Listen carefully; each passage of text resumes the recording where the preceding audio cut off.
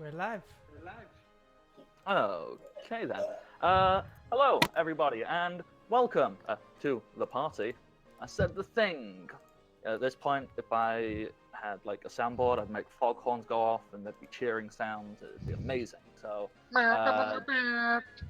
yeah, just imagine that, you guys, and girls, and non-binaries, and you know, other kin, human folk, and dogs, and cats, and snakes, everything, everyone.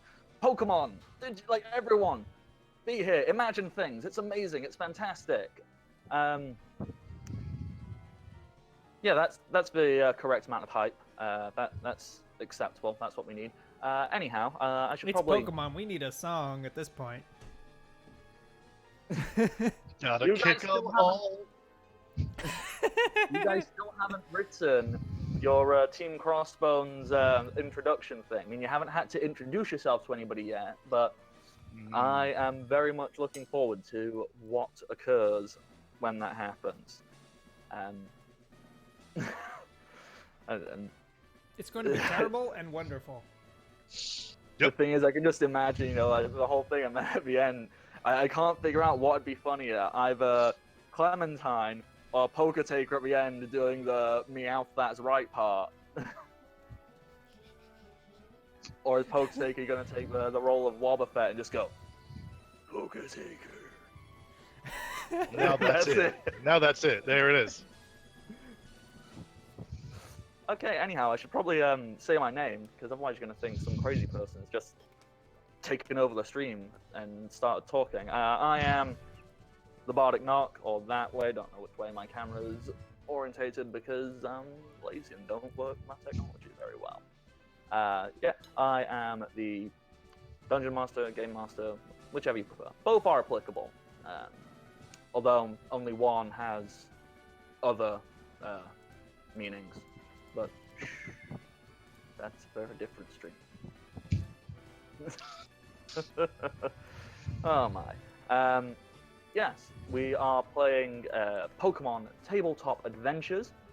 It is a free-to-play game. You can just type it in the Googles, and it's all fan-created. It's all free content, and they have stuff going right the way up to the newest releases for Ultra Sun, Ultra Moon. So you've got like Z Crystals and Ultra Beasts and Mega Evolutions and everything. So if you have ever been interested in making believe yes, you, I'm looking at you, Jeff, wanted to play a Pokemon game, Google it. It exists, and you can have fun. It'll be great. Now, before I move on to our slightly smaller cast this week, unfortunately, two of our members are not feeling very well, and it is more important that they look after themselves than be here and let the imaginary voices in their head speak for them for a couple of hours, because looking after yourself is probably much more important than most things. So, pro tip, look after yourself. Eat vegetables. If you're in school, stay there. If you're not in school, don't go to one without permission. They get really upset with you. So, before I throw myself over to somebody else, I'm just going to say, please follow me on Twitter at @TheBardicKnock. And if you really, really, really like me, you can also donate to my Patreon, so I can... I don't even know what I'm going to do. I wrote down stuff I intend to do on there. Top of my head is make more stuff and make it better. That's my aim. And yeah, that'd be great. Other than that, you here? You're gonna have fun. If you're not, well, doesn't matter. We're gonna have fun, and you should at least try, because positivity is someone blah blah blah blah. Positive affirmation. Someone else say word. Throwing over to Carol, that one, the dwarf name, which I can't pronounce because I keep messing it up. You pronounce Cyril. it, and then you pick every other option just to make it's cool. I'm Cyril. I'm playing Slim Jim Flair. I'm I'm the psychic. I can do fire stuff and psychic stuff, and I can now walk through walls and take people with me. Oh. Sometimes I learn things at the beginning of our games, and it alarms me. Yeah, oh dear, that's gonna Like, I've That's gonna definitely make mentioned things that at occur. least once in the last 2 weeks. Yeah. Well, it'll be fun. We can have lots of fun exploring what all these new abilities allow for us. And speaking of new abilities, Shogun, what new abilities have you learned since our last set? By acquiring a house, I got to level up an extra time, so I'm 1 level ahead of the rest of the party.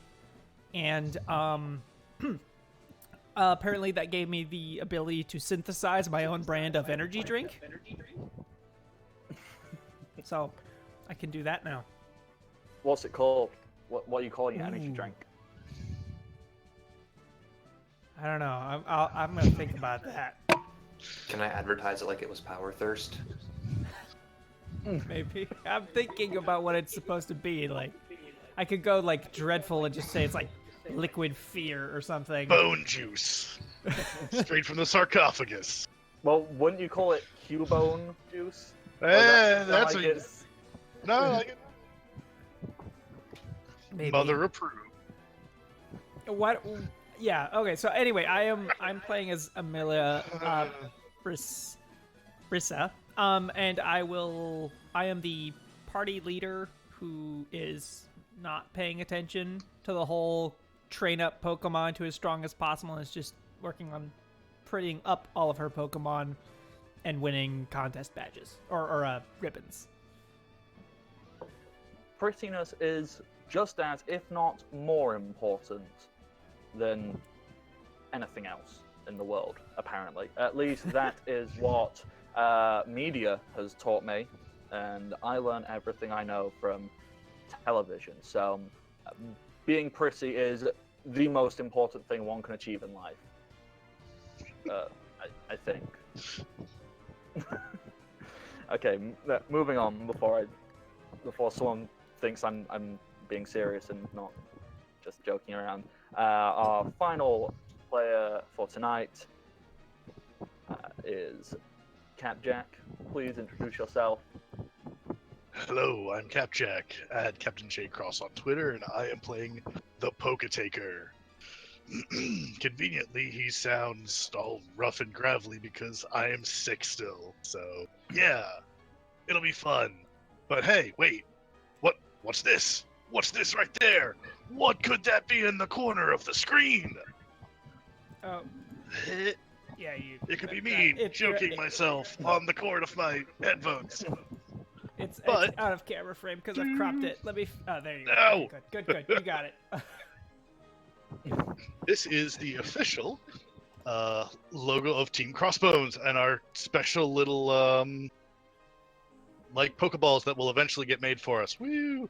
But thank you so much to Channel Logic for making these perlers. You should, if you have custom perler ideas or even other cool things like mimic chests, you should get Channel Logic to make things for you. They're amazing. They really are. What's the name of her Etsy shop? And would someone want to quickly throw a link? I will drop that into chat, yes. Yes, there we go. Because Channel Logic does amazing things.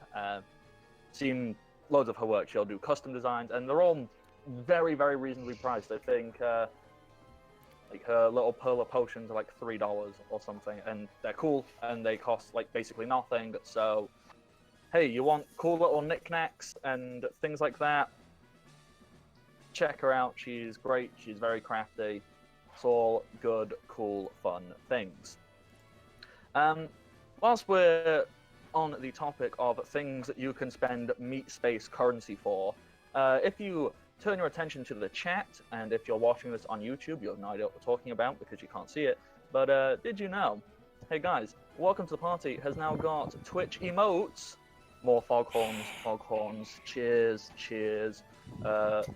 If we were better, we'd cut to one of those reaction clips, a bunch of people go, whoa, and all that. But That's a lot of work.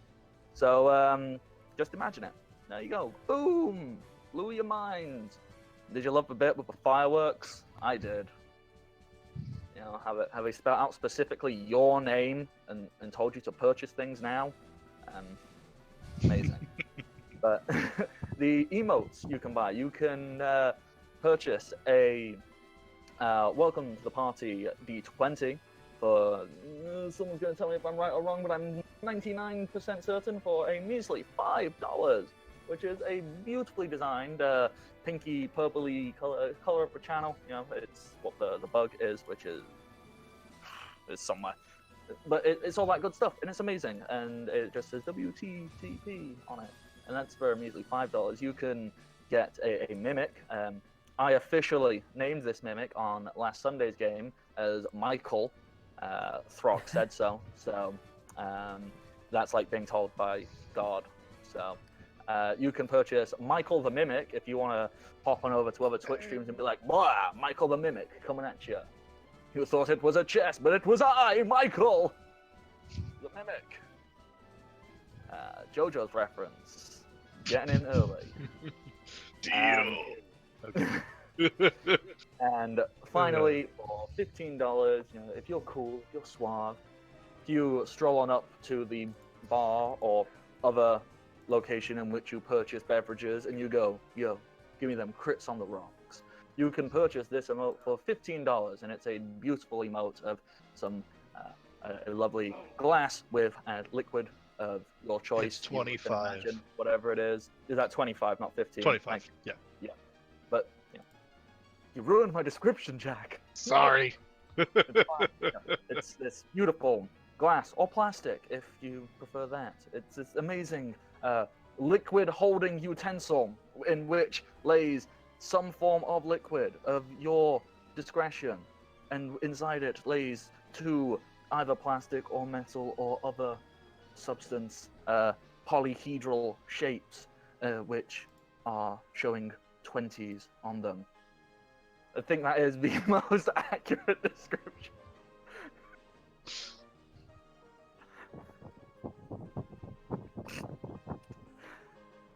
I'm glad I make myself laugh.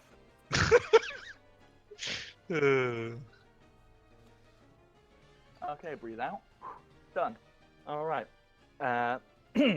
So if you didn't understand what I just said, basically you can buy a glass with some thing, like some drink in it, and the ice cubes are dice, and they've got crits on, so you're like, boom, crits. I don't know what you use it for, to celebrate getting crits, to show, hey, I'm cool and sophisticated, and I drink alcohols. And I don't know, but if you like it, and you can buy it. So do it! Purchase things! Capitalism! Another thing. I'm good at selling stuff. Here's my question.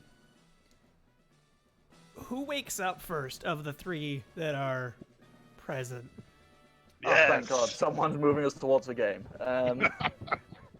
Well, either you can just decide and go, "Oh, I wake up," or we can have some fun and find excuses to throw pretend or real die. You know what? If you've got some dice next to you, I will let you throw real dice because this doesn't matter and I trust you. So if you want to lie to me, now's the time. A 20? Yeah, you know, if everyone grabs a 20, if they've got one near them, throw it. Tell me what you get. Whoever rolls highest, you can wake up first. Or I got a 4. Ooh, I got a 7. 13. Hey! alrighty. So, Swin, looks like you're the first to wake up. I'm gonna say I did actually wake up first, but then I went, nah, and went back to bed. I just hit the snooze button like 8 times in a comfiest row. bed. You do have the biggest, comfiest bed. Yes. So, you just go, nah. Okay. Let's see. I wake up. Hey, it's a new day. Do we like heal and stuff overnight? Does that happen in this game? Yeah, you know what? Because you're gonna receive some healing, because otherwise, you know, like long adventures would have no like terror in them, if that would make any sense. If you could go, oh hey, we're just gonna go to sleep and rest up, we'll be fine. So I am gonna go ahead and say your Pokemon will recover twice its level in hit points. How does that Okay. sound? Did any of my Pokemon take damage? I doubt it. I'm okay with this. No, none of And, my Pokemon took any damage. I'm fine. And as for you guys, I don't think any. Well, I think some of you took damage, but you might have healed it. Same concept, twice your level, but you can also add your con modifier to that. All right. Okay, so I'm awake. Alrighty, you're awake. You're in your beautiful new mansion. What would you like to do first? I'd like to go wake up some other people and get ready to go fight some Pokemon. I'm going to respectfully ignore Roger and Michi's room for no particular reason and go straight to the Poketaker. Alrighty, yep. You go up, you knock on his door. Hey, Poketaker. Poketaker, rise and shine. He like slams open the door. It's another day to go beat the crap out of some defenseless Pokemon. Are you ready? Oh yeah. Hell, let's get going. We have to knock on. Boss. We gotta go knock on this door louder because their room's way bigger. So make sure you hit it as hard as you can so they hear you.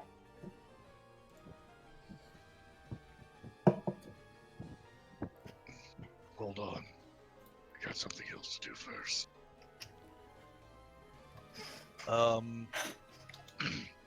Okay, so Poketaker, what's the other thing you are doing then? So he suddenly has this belief that he can totally run on, like, walls and stuff. So he wants Okay. to look out. He wants to practice. And so he's going to pop out the window and slide down the side of the, Run down the side of the mansion wall. Yep. Okay. Well, obviously this is one of your level up things because you guys got a house. I believe that was a big enough achievement to warrant a level up. If you would like to, describe How the far actual is it? mechanics of this to the. That's a better question. How far is it first?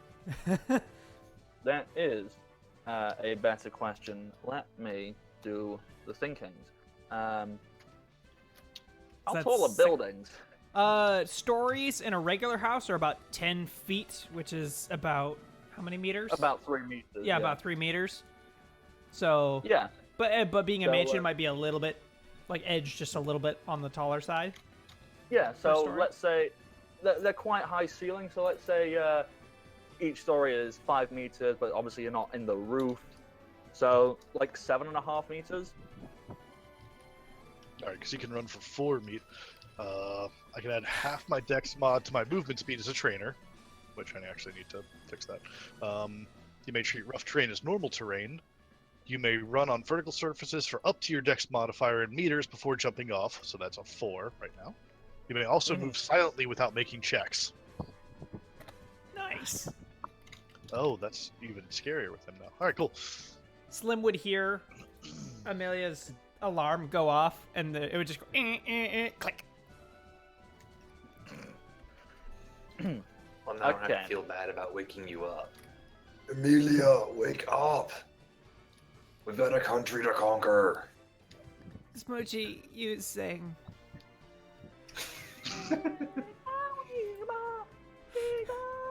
Wake up. Yeah, I will get up. Just groggily open up the door. Hi. You notice an open window, and like wide open. Although, Poke Taker, did you open it or did you just jump through it? Opened it. Okay. Just had to clarify. So, yeah, there's a wide open window, and Poke Taker, you ran 4 meters down the wall and then jumped the other 3.5 meters. Can you make me a dex check to see how your landing goes?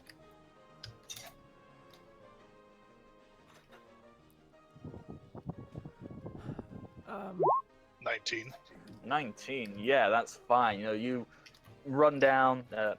Quick question: are you Naruto running? Because you did take a level in Ninja. I did, but no. Just had to check. Okay, so yeah, you run, you leap off. How are you landing?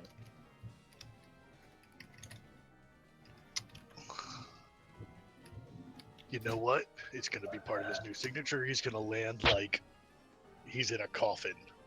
So just like a coffin land, just like yep. Beautiful. And like standing or to land on your back like that. Standing. Ah, okay, cool. All right. I'm just upstairs. I'm just like, sunlight. No. And I close the window and draw the blinds. Didn't even look out. No. It's no. I'm gonna go down to the kitchen to find coffee. Alrighty, so, Poke Taker, you are outside your ground floor, outside around the back or around the side of the house. Around the outside. Do Trailer Park Girls go around the outside? I mean, actually, it's a great opportunity for him to just do a perimeter sweep since they didn't do that before. So That is a fantastic idea. Okay, so as you're sweeping round, once again, you were fairly certain, from the signs of stuff inside the house and what you saw before. Yeah, this most definitely has been abandoned for a while. The grass has grown quite high. You're seeing some, not like very close, you're like off in the trees and round and about. Like, you're seeing some birds kind of fly, bird Pokemon specifically. So you're seeing like Pidgeys and Murkrows Fletchlings and things like that, and yeah, a few Murkrows kind of going just flittering around in the bright morning sun. Off in the distance, in the overgrown grass, you see some rabbit ears kind of pop out and dive back down. It's like there's because this has been essentially reclaimed by nature, there is a decent amount of wild Pokemon hanging around here. So either you can just leave it be and have like a pretty decent supply of wild Pokemon for whenever you want to find new friends / train up your guys, or obviously long term you can start like Amelia's horrific humanizing, experiments. getting rid of this area. I'm gonna figure out how to do that Pokemon Go thing where you mulch up Pokemon into candies. Oh. Level up my Pokemon. I'm just there with a meat grinder, just See, I'm really gonna try and not go off on, but the upcoming games, the Let's Go Pikachu, Let's Go Eevee. The way that works in that, 'cause it's the same system, but when you mulch them up, you get their EV stats. So you literally, so it's not just like you grind up a Pidgey candy, that's +1 speed. That's pretty cool. awesome. Hey, what's the name of that Pokemon? Snossage. It's not as literal as you kill a Pidgey, you get 1 speed. Don't know how well versed people are with EVs and EV training, but basically, you defeat certain Pokemon, you get certain stat boosts. And I can go into the numbers, but that's long-winded and non. But basically, like these numbers go up to like 252 or something like that, and I think it's like every 4 EVs equals 1 stat point. So, you know, if you max out 1 stat in a Pokemon, you end up with like plus 50 in that stat from its base. So, hey, if you want to go grind up 252 Pidgeys and let's go Pikachu, let's go Eevee, you'll have maxed out a Pokemon speed stat. Nice. And this is where someone corrects me and goes, the Pidgeys actually give attack stat, not speed. Good. I don't know. I haven't memorized that yet. Yeah, I'm gonna get one of those like evil supervillain machines. It's just like a giant vacuum. Just gonna go around and collect Pokemon with it. Throw him in a wood chipper. Yeah. Like, yeah, so you know those like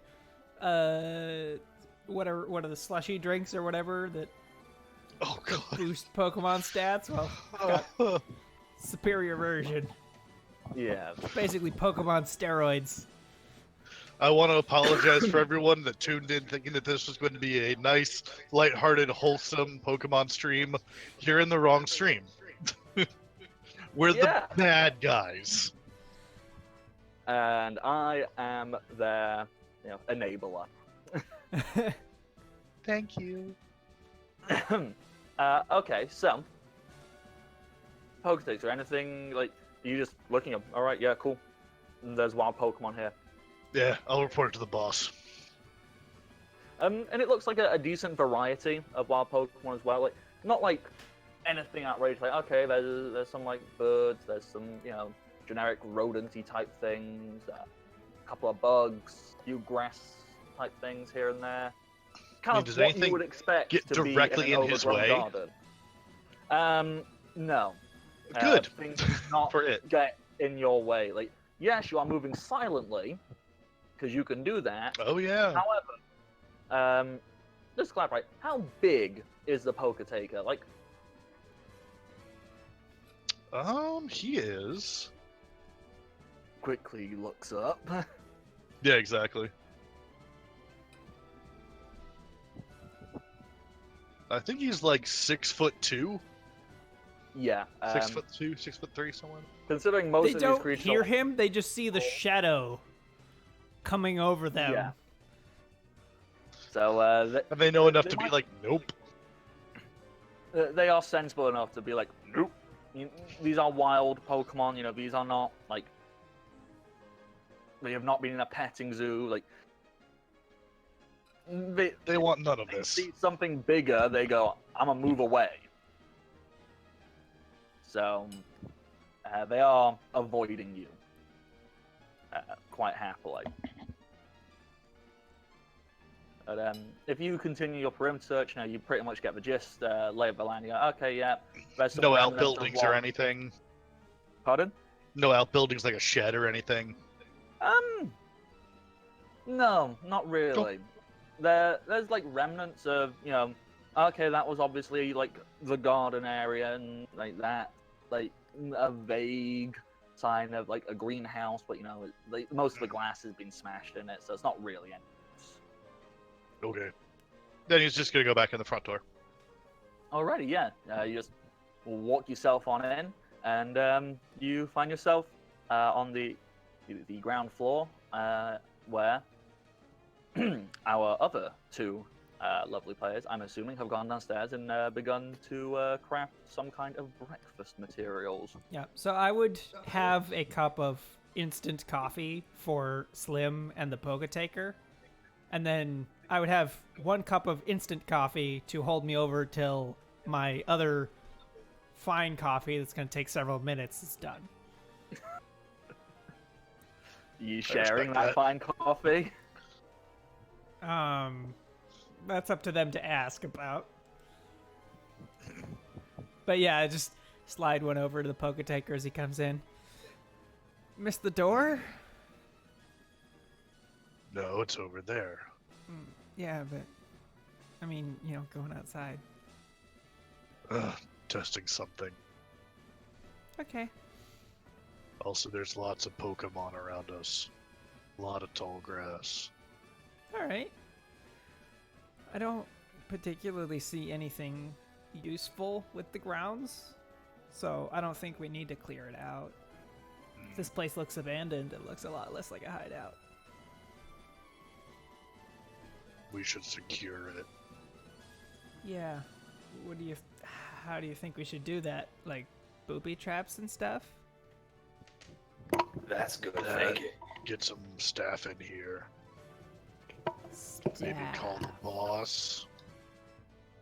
Okay, I'm gonna have coffee and then I'll get on a call with the boss because we were supposed to catch that Pokemon and we did. So, yeah.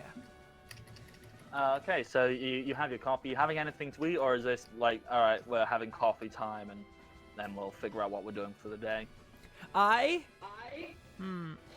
What's a breakfast that takes a while to cook? Like, Suppose if you're doing like an actual cooked breakfast, so is that, or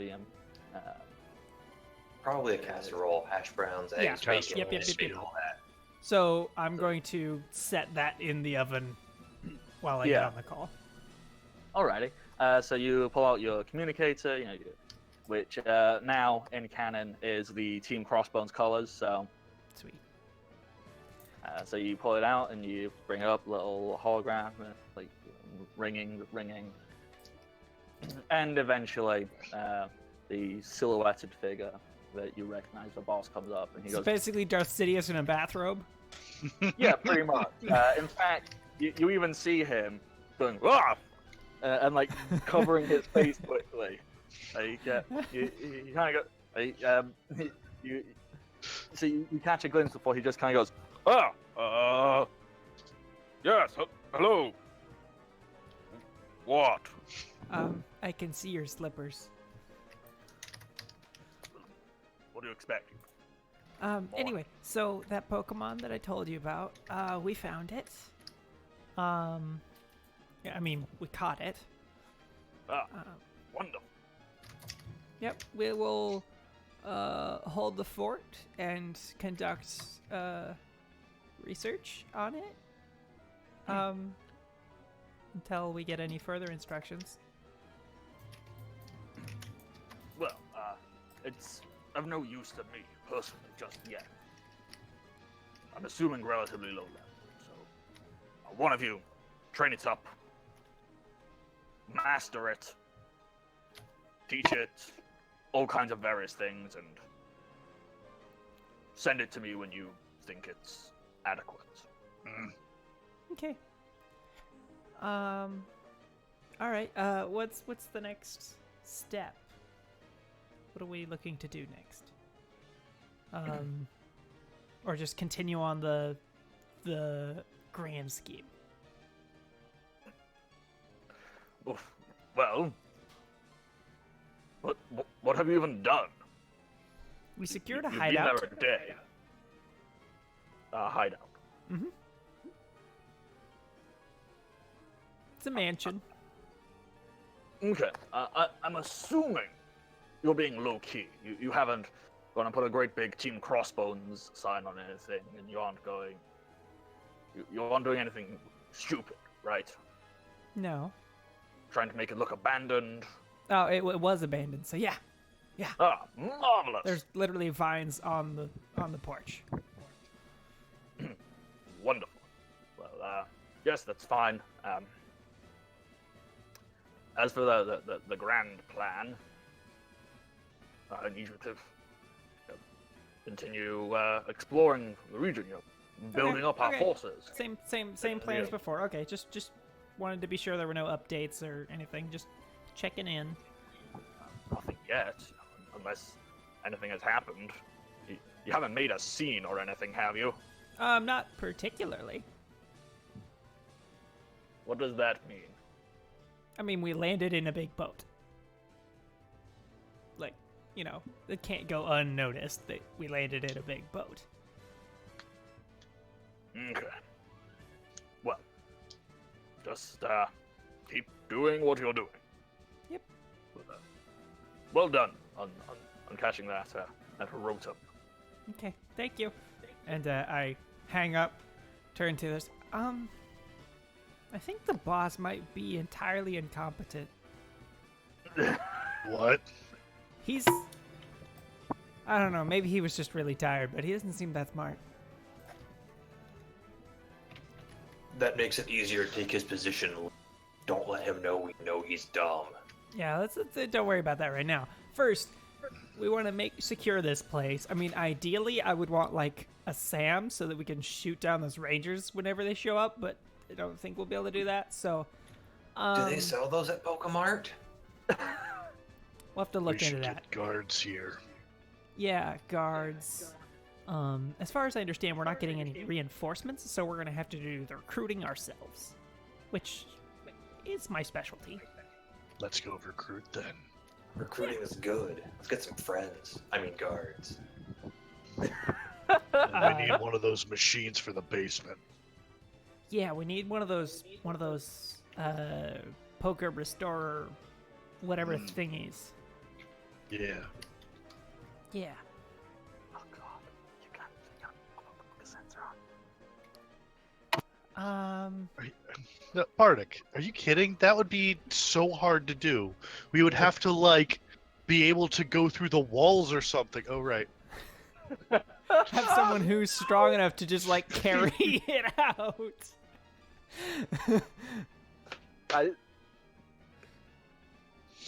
I didn't plan for this, and it's my own fault. So If we did it right, maybe we could catch like them like switching the parts out, so we could catch it like while it's being transported. Then we could get a truck too. We need to start spying. We need to get more people. Yep. Are there any beds in the basement? Preferably with like, you know, I mean, it would be really hard to set up a TV down there and some straps, but okay. well, there's quite a few TVs in and around there. There's like 2 separate lounges. There's a small TV in every bedroom except the master bedroom, which has got a big TV. Yeah. I don't think the situations here are ideal for like hypnosis, but we can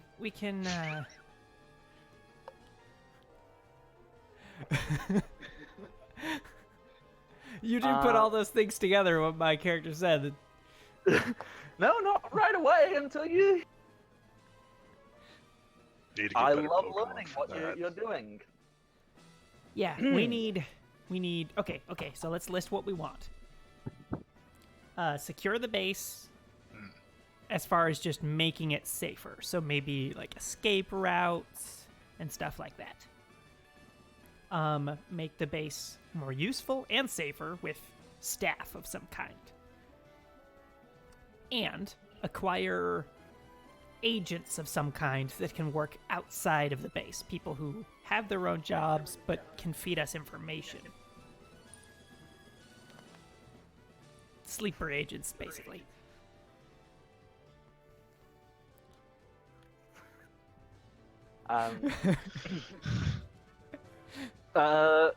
Slim and Poketaker, how are you reacting to this? Over your morning cup of coffee. I don't hear anything I don't like. But can we do it all at once? Well, I think I would like to at least make plans for the structural changes we're going to do, and then once we grab staff, we can make them do it. So I think staff is first, because I think we want staff to do everything for us so that we can be a competent boss when we take over the whole organization. Is that what I'm hearing? Something like that. You need to learn how to, what's that, administrate. Can I hire someone to administrate for me? Violence. I can do that. Okay, we need to go find some morally bankrupt cowards. Let's go.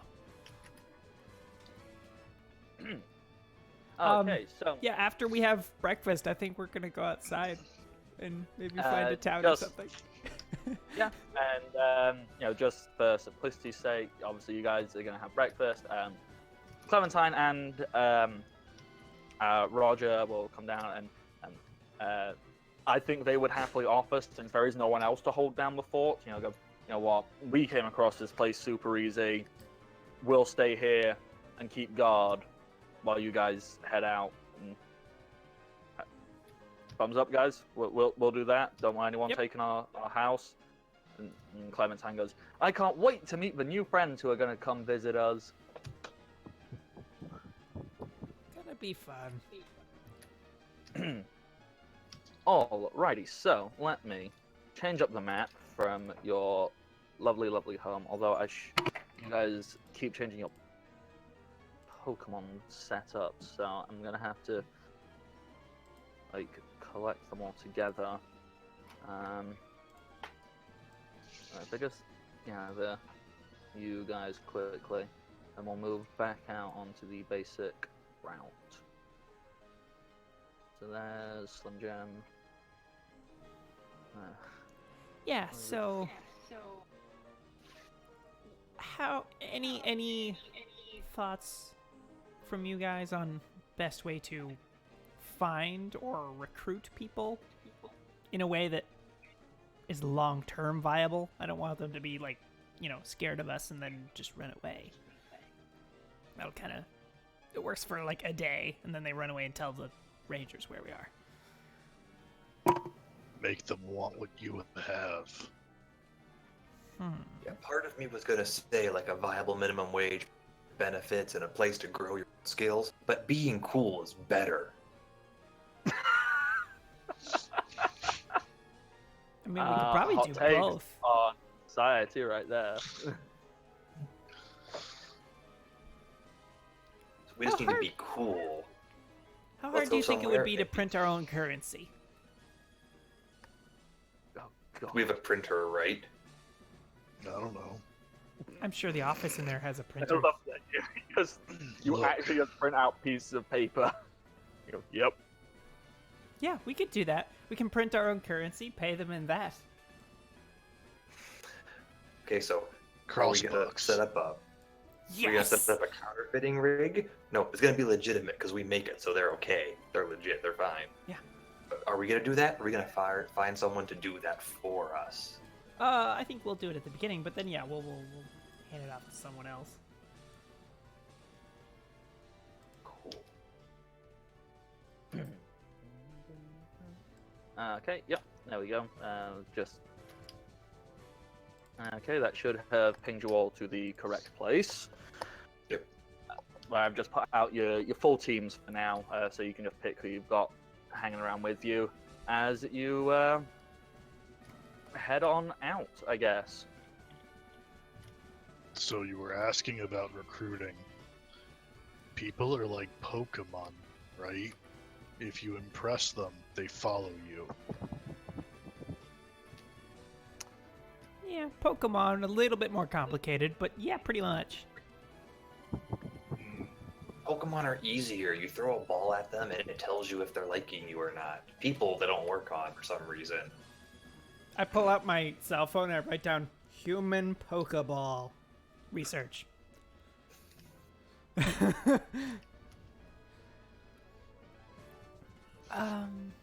Yeah, okay. Well, first, let's go find some people.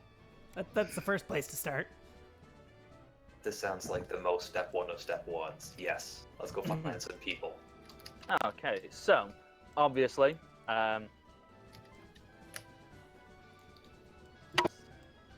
bring you all down. So you get out of your thing.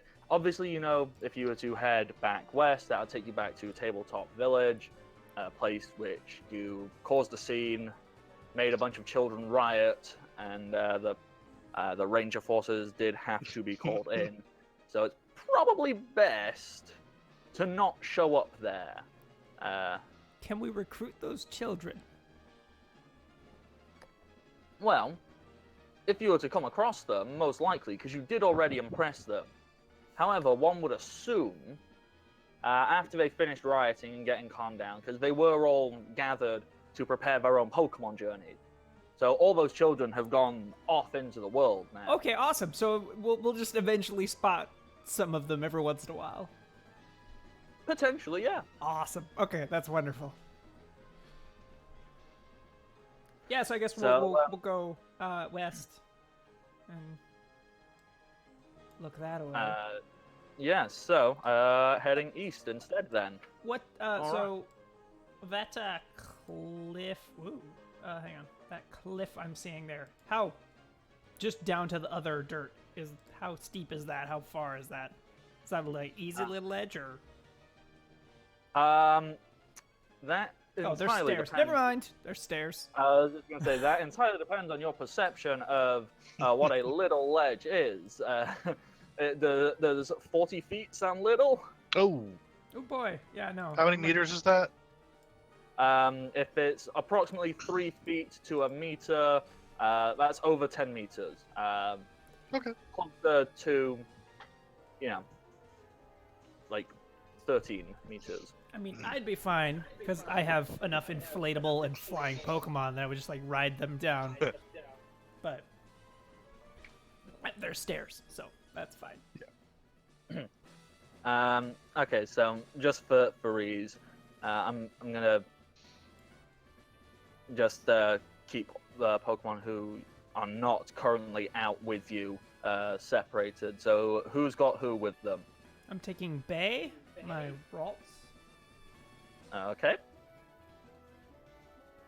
Taking Nightmare, my Ghastly. I'm gonna And keep running with Pentadomide. yeah, you doing them solo run strats. Alrighty, so you guys, you heading down the stairs, exploring more of this cliff face. Do we want to go the other way? Go north? I should Just see have what- revealed some of that as well. yeah, my just, bad. just to know what's that way. Like, maybe not go the whole way, but just like know what's near our base.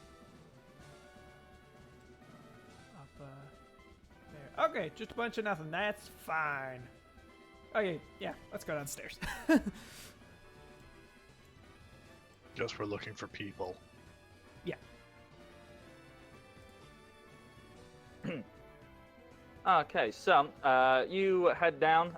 You head down the cliff face, and you get to a point where, okay, this is now a rather sheer cliff face, and then there's a very severe, maybe 20, 30 meter drop from the secondary cliff face down to the ocean floor. You're quite high up. And you're looking around. You can see a few flying Pokemon. So like some things that they kind of look like birds. But a part of you goes, I bet those are real bastards. And if I was to stand here with an ice cream cone, they'd steal it from me.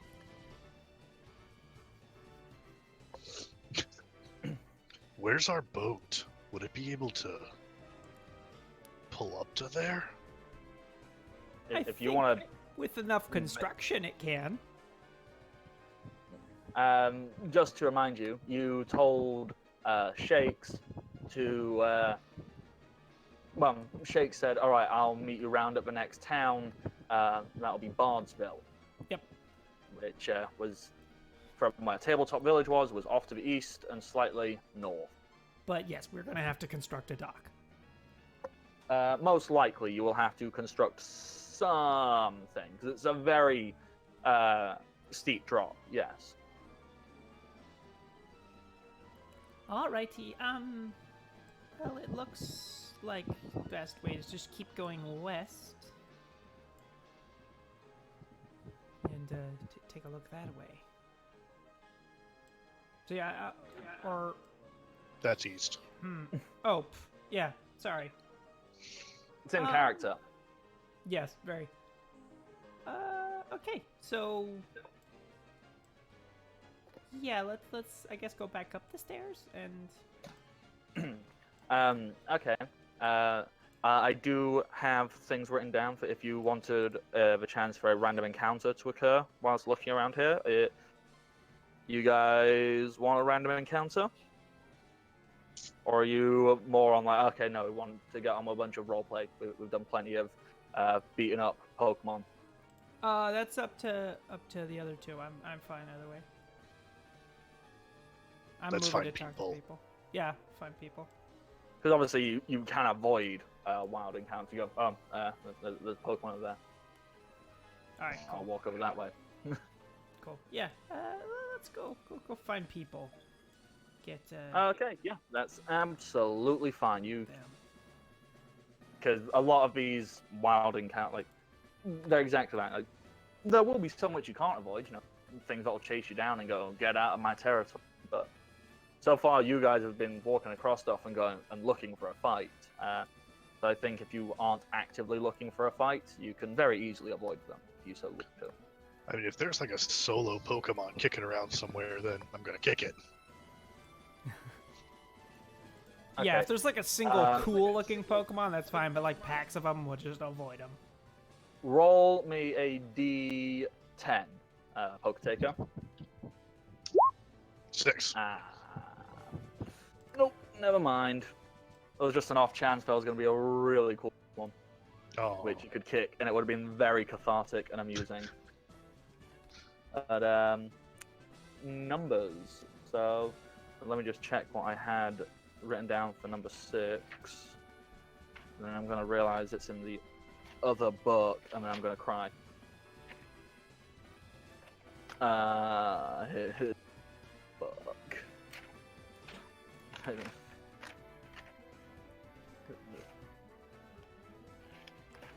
So, do we want to get what should our focus be for recruiting, other than just someone who we can recruit? Someone who's viable. What do we want to focus on them being a guard, being someone who can build stuff for us, or being a Healy-focused person to take care of our Pokemon? What do you guys want Yes. most? All of them. First guards, at least. Okay, so guards focus, you think? What about you, Slim? Yeah, guards are a good first one, because then everyone else, if they don't want to listen, stick the guards on them. Mm-hmm. Starting to think you've put a little bit too much thought into this, you guys. I think we haven't put enough hiring people into this yet. Let's go find some people to hire. So, you know how most geeks and nerds have planned out their zombie survival plan? Well, I also have developed my take over the world plan as well. So, Okay. Well, this is going to be fun. Okay, so basically, you're wanting to go find a high concentration of people to provide you with a decent variety of potential recruits. mhm. Yeah. Yeah, we want all Um, those grunts in the Pokemon games. I'm just trying to and justify what kind of check it would be to, check social media or to do some internet browsing. Would we call that To find the, intelligence or social media? Would that be charisma? I mean, it probably depends how you do it. I probably do it purely via charisma if that's an option, because I would I'm a justify chatty social person. media is charisma. So, okay. Guess, is there like regional badasses in this area? I got an 11. You know where those are? They're at the gym. We should go to the gym. Yeah, hang around Okay. there. The Pokemon Well, gym, not We the specifically YMCA, want the people is who what I mean. lost at the Pokemon gym, though. Because those people are Angry. angry, yeah, and emotionally See. compromised. Amelia, Yeah. with your check of 11, you're actually kicking yourself that you didn't notice it sooner. Because it's fairly obvious. On a lot, like on anything social media wise related to the Dodeca region, I don't know if you would have like followed other contests, competitors, or you've got gym leaders you follow on Oh, there's got to be a Pokemon that's got the word tweet in its name somewhere, but I can't think of it for the equivalent of Chat out. Twitter. Yeah, for chatters. That's the official in Pokemon universe equivalent of Twitter. It's chatters. So I don't know if you would follow like gym leaders or other Pokemon coordinators and the like, but there's a hashtag going around which is just called Bards Fest. And there's loads of people going, oh, this is going to be a great day up at hashtag Bards Fest. Oh, it's going to be amazing. I'm so looking forward to all the different activities and all the countless people all showing up to hashtag Bards Fest. I just like show my phone to the Poketaker and Slim. We got That this. sounds awesome. I want to go to Bard's Fest. So if you you type in unknown goal for Google, and you search Bards Fest, and oh look, yep, it is the annual Bardsville U, the big Pokemon university there. It's their like annual festival. There's live music, there's Pokemon contests. They even do open gym battles. So instead of having to like make schedules and if you show up and are willing to wait in line, you can get a gym battle right then and there on the day. And as I said, there's like big Pokemon contests, and there's just countless people. It's just swarming. Imagine Mardi Gras or anything like that around a very heavy college-based city or town. So community day at a college for Pokemon Go. Yeah, pretty much. All right, let's do this. So, you guys heading up north. Oh, you already moved yourself. Look at that. Clever people. So, let's reveal all of that. It feels like a fair distance. It's bigger on the map because, this one's going, ooh, maybe I want lots of wild encounters, maybe this, maybe that. So, yeah, in the future, I might make maps a little bit smaller, depending on how much you want to do on them. But, if you keep heading up, you notice on the left-hand side of you, so over to the east, you do notice that there appears to be quite a large mountain. It doesn't seem too big at first. Like, okay, yeah, there's a big mountain there. Whatevs. And if you keep following the path up, like you do see there's a cave. There's a nice little sign. It says the New Path Cave, direct route to D1 and to Druid's Grove. And then, Shortcut for later. exactly. But if you look ahead, you do Secure also it, see. make a toll.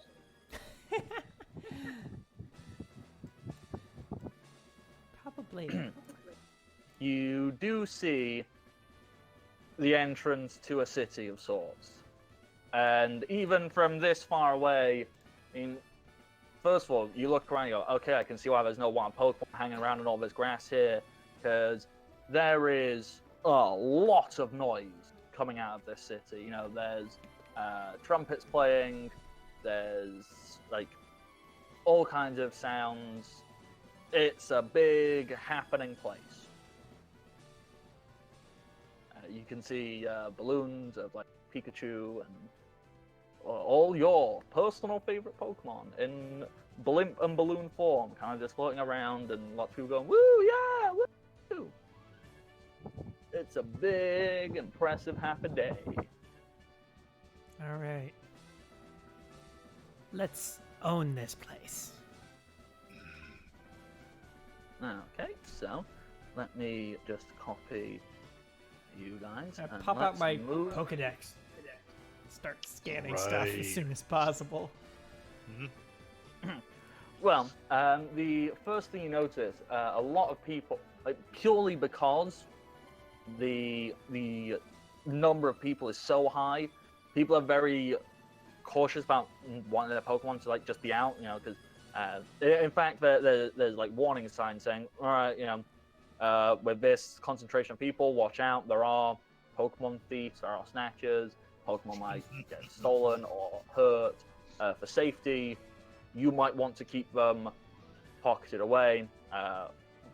Bardsville and Bardsville U accept no responsibility for any damage, theft, or injuries occurred during Bards Fest. Yeah, I'm gonna switch out to Smoochie and hold Smoochie in my arms. Okay.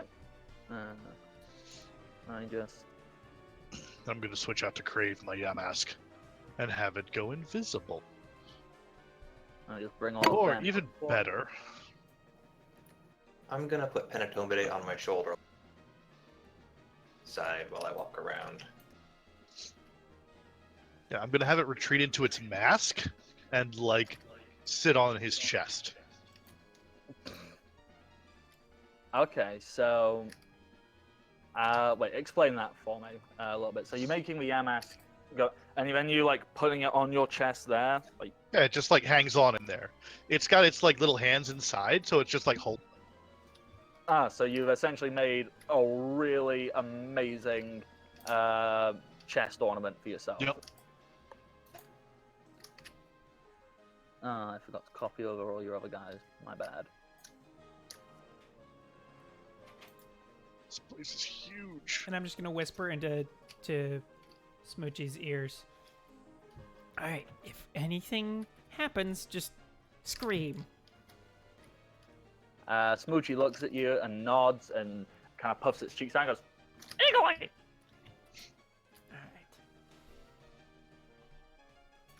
All right. Okay, so let me just drop all your other guys there. There you go. Wait a minute. Why do I have... What happened to my Yamask? Because you moved and I copied it before you moved it. Oh no. I did a whoopsie.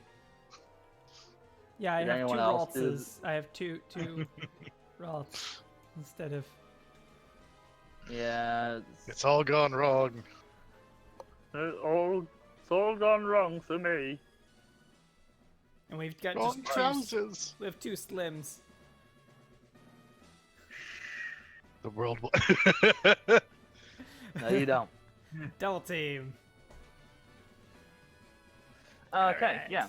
So, obviously I haven't filled the city with sprite tokens because that would be insane. Because it's a pretty sizable city. Immediately, the first building that grabs your attention is this great big square university campus, like slap bang center of the city or town, whatever you'd call it. And it says about like Bardsville U, or Bards U.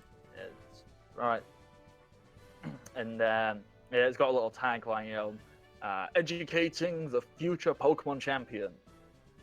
All kind of that nonsense. So they only have one student. The champions of tomorrow. Like that. It's one Little of those eraser on there, some marker. You can see a little Pokemon Center and a small shop next to it. And over on the other side, you can see a contest hall, which has got a decent amount of activity around it. There are other bits and pieces going on. You're like, oh, okay, yeah, there's some music going on over there. So, there's some guys on stage. I've got, like, guitars, and we've got an Electrobuzz or something next to them. And, they're doing, we're the Pokemon band. We're going to play the Pokemon's greatest hits. All right. And then Electrobuzz just goes, Electrobuzz! And that's the entire thing. All right. just So we Electrode. want to go single file so that we can push through this crowd, and let's go to the Pokemon Center first. Yeah. There's a pretty big crowd. For most part, a lot of these people just look like generic people. I can't think of a better way to describe them. You know, the- of course, there's a variety in ages. So, okay, there's like some children and like older people who've brought them here, like, okay, yeah, bring your kids to the nice big thing because it's a big free event. But the vast majority of people seem to be about university student age. So, 18 to early to mid 20s. So there's lots of those age people, all the demographics. All those cliques I was never allowed to be a part of. Well, it's okay. We're gonna just push through and beat them up. So Oh yeah. just clear a path. So yeah, you can just push through them. If you wanting to head into the Pokemon Center, alrighty. If you scroll down to save, changing maps all the time, I did a clever. Okay. Hey. Stuff over here. So, yep, down, up there. Is the Pokemon Center. I'm gonna have to zoom the heck into it.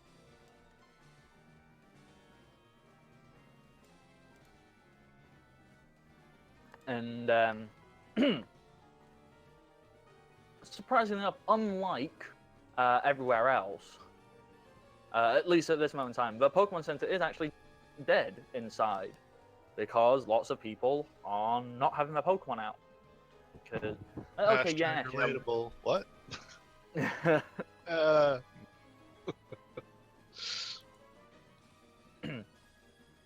But yeah. So lots of people don't have a Pokemon out because okay, it's busy, it's crowded.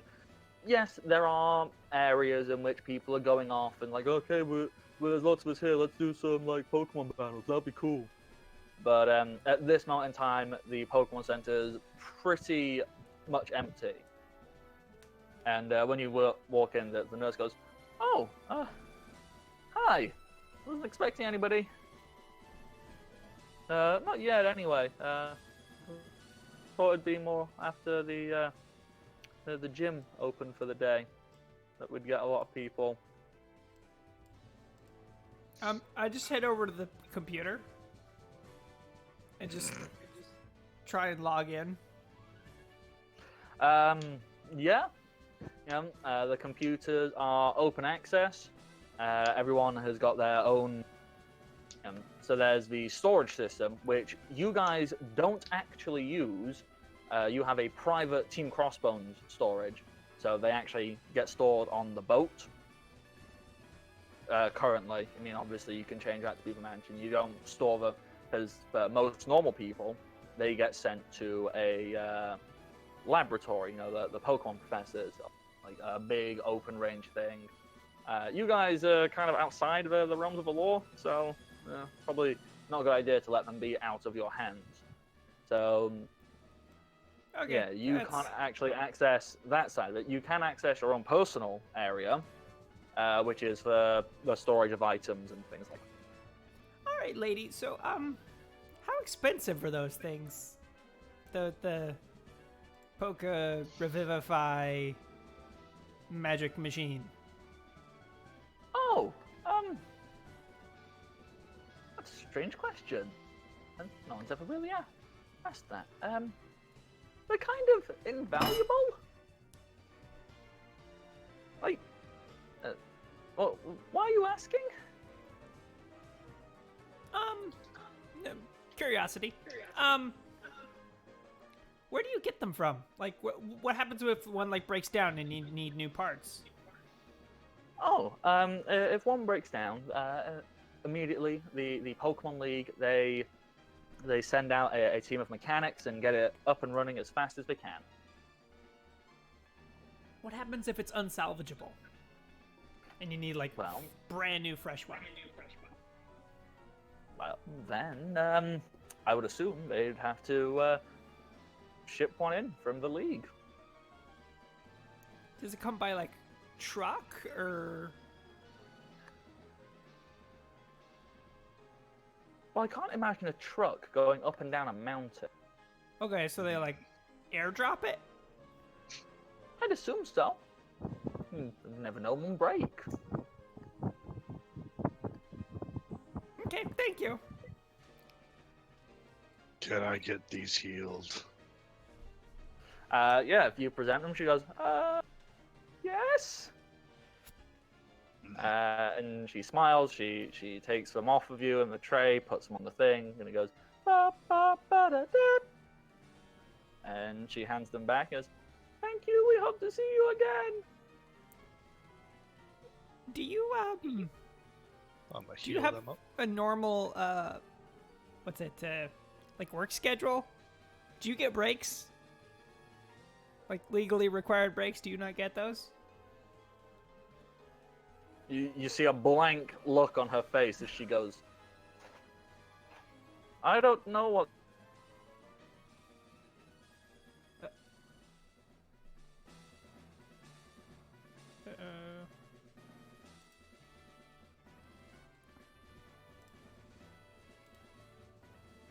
Hello? My There you're Discord back. entirely died for just 1 second.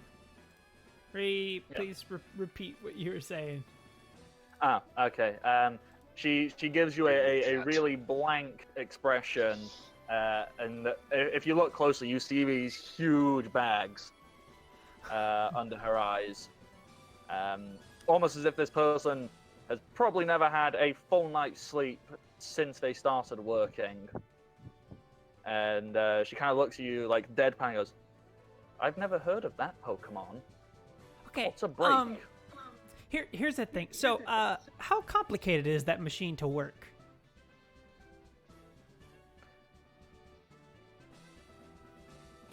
Like, it didn't take you very long to do it. You just like put them in and it just worked. Is it hard? She kind of looks at you, raises an eyebrow, pauses, and goes, it's very complicated. Okay. How much do you get paid?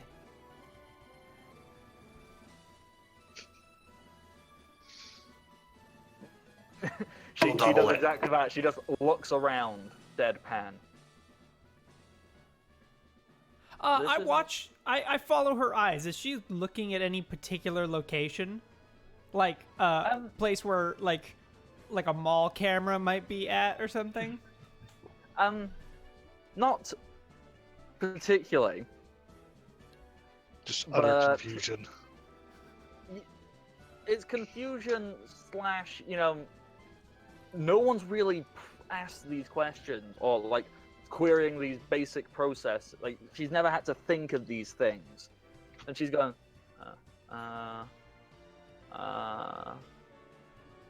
and as she pauses, she goes, "This is a non-for-profit organization. Yeah, but you We still don't- need to get paid. Well, they provide me room and board." That's not enough. That's not how. That's illegal. Which, It if is. you, yeah, yeah.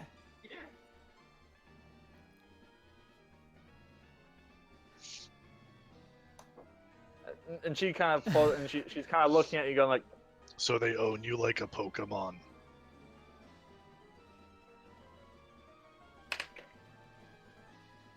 "Wow." She kind of looks at you and goes, but I am Nurse Joy. Nurse Joy. Nurse Joy. Nurse Joy. I You're Like, broker. put my elbows on the counter. I'm like, okay, here, let me tell you this. They're cheating you. They're ripping you off. How does that make you feel? Feel like you want to do it back to them? I feel like I stand here and help other people. but get no help. Would you like us to help you? Yes. Okay, to start, no one's coming in anyway. Come here and, like, sit down on one of these cushions. Just sit down for, like, a minute. Okay, so Can let you even me- get out from back there? I don't see a door. She starts to look around and goes, Here, Poker Taker, help her up. and she then realizes, like, oh, it Gently does help her limit over. Okay. She can get through, and she's gonna go and she's gonna sit down on one of these little cushions and go, oh, oh. And I'm going to pull out from my purse a cigarette and give it to her. Okay, at that point, Nurse Joy, she's gonna take off her little nurse headband, ruffle her hair down. She's gonna take the cigarette, and she's gonna look and she's gonna point to a sign which has got a picture of a coughing and a cross through it. It's like, this is no smoking. As she still puts it up to her mouth. And I'll light it for her. It's good. This is a no smoking.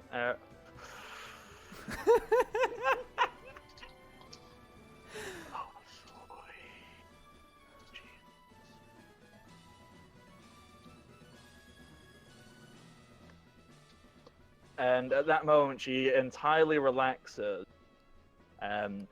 She undoes like the top button or two of her nurse's uniform, and all of a sudden, she is not Nurse Joy. She's like a regular human being. So I'm just loving the chat in which people are discussing the proletariat uprising. Comrade Joy, welcome to Crossbones. Are you actually saying that, Poke Taker? No. No. So yeah, she is completely and utterly relaxed, and she then wipes her eye, and she, you know what? Look, she's gonna smudge her makeup a little bit, and as she's doing that, she ends up getting like these big, thick, black eyeliner marks, and she's starting to look a little bit more punk, a little bit cooler. And she continues smoking. She kind of looks at us. You guys are weird, like in a good way. Like you question. So, do you want to come with us? And do what? Well, like, so you know how you're, like, all the day stuck behind the counter doing that? Yeah. We would pay you, and you would do that, like, a couple times a day, if that. And the rest of the time, you could sit around and watch TV on our couch. Or whatever else you want to do. What do you want to do? Nurse Joy is going to take another long puff on the cigarette you gave her, and she's going to think,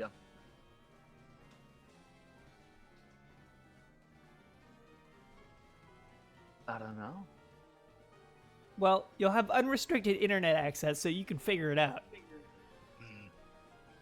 That sounds cool. Yeah. I'm into that.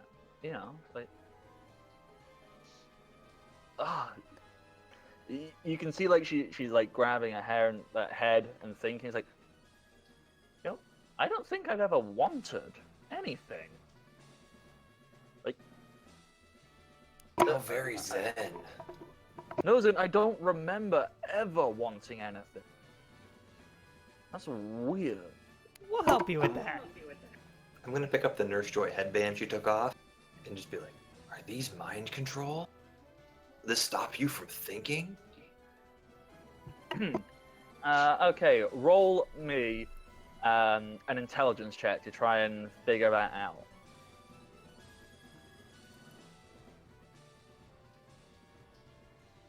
Just Slim, right? Just Slim? Well, Slim's the one who's looking. Yeah. Okay, what Well, next? that's Oh, 20. nice. Yeah, Slim, you look at this, and you kind of look on the other side, and you do see some circuitry that rests exactly on her forehead. You're probably not 100% certain what it does, but a Give me- headband shouldn't have electronics in it.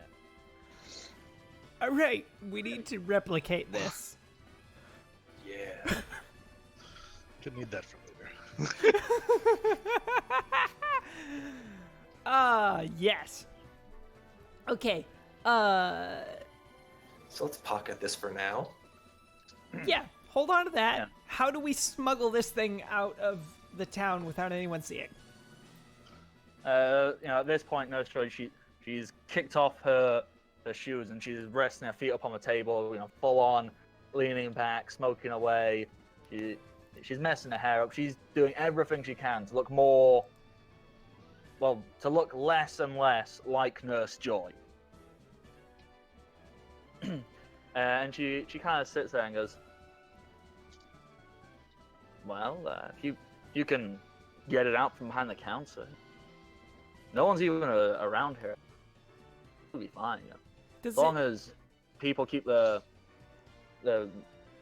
shop owners next door distracted.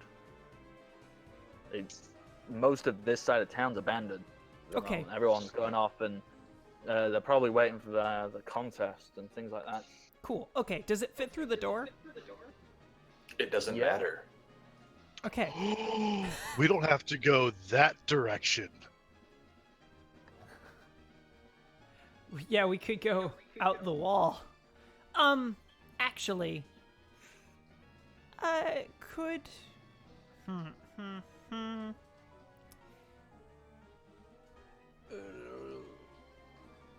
I'm gonna. Can I just? I want to expedite this because I don't want it to take forever. But I want to go out into the stalls and whatnot of the whole fair and see if I can buy like either a hammer or a baseball bat. That would be perfect. I have a board with a nail in it. The poker taker has a board with a Okay, nail in it. Can you lend that to Nurse Joy? Yeah, here you go.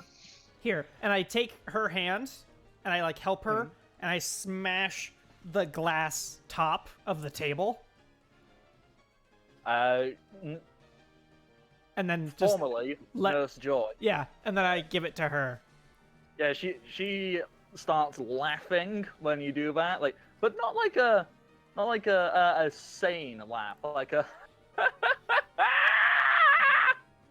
was great.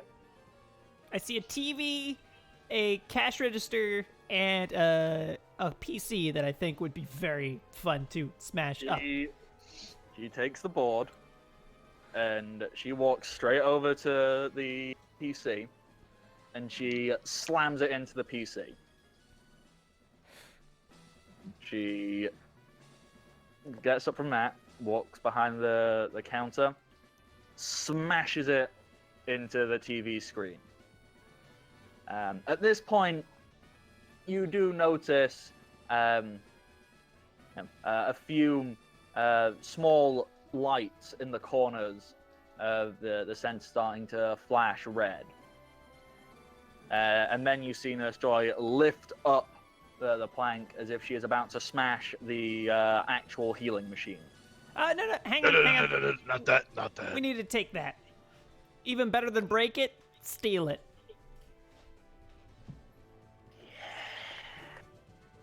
Yep. Now help us bash down this counter so we can get it through. She's going to I start got it. smashing that counter as hard as she can. Hey, Amelia, Yeah. I'll lift it out. Oh, wanna okay. make I don't sure know how nobody's heavy this thing is. outside. It looks impossible to lift to me, but like, so does like a particularly large bag of chips. So Let's see. I think me and my Machop could probably handle it. Well, what is Marchop power ranking? 3. Do I have anyone with better power ranking? do I have anyone who could help? because 3 means can lift 45 kilos. Or, 100 pounds. Which, Not it's bad. alright, but it's not fantastic. Okay. I have a silly, terrible, plausible idea. I have Rotom. Can he possess it and make it move like everything else possesses?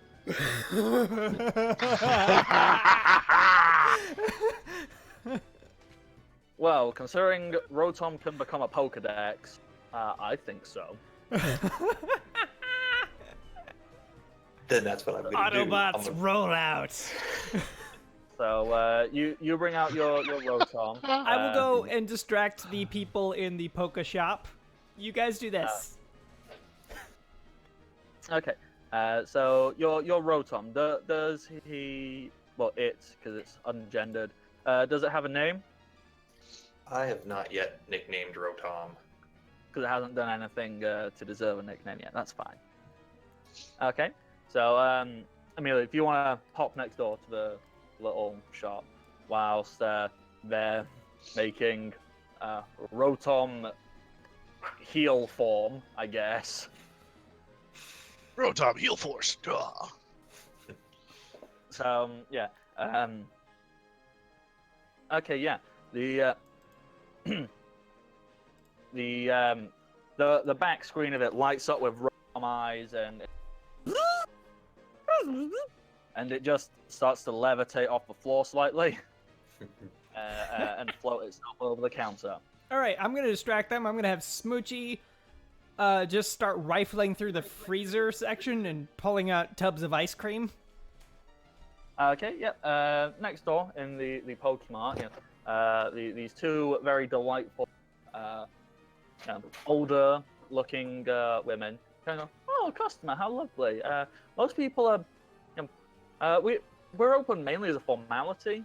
Most people are actually over at the festival, And- partaking in all those kinds of things. And then just while they're talking, Smoochie just walks over, punches a hole in the glass freezer, and pulls out a tub of ice cream.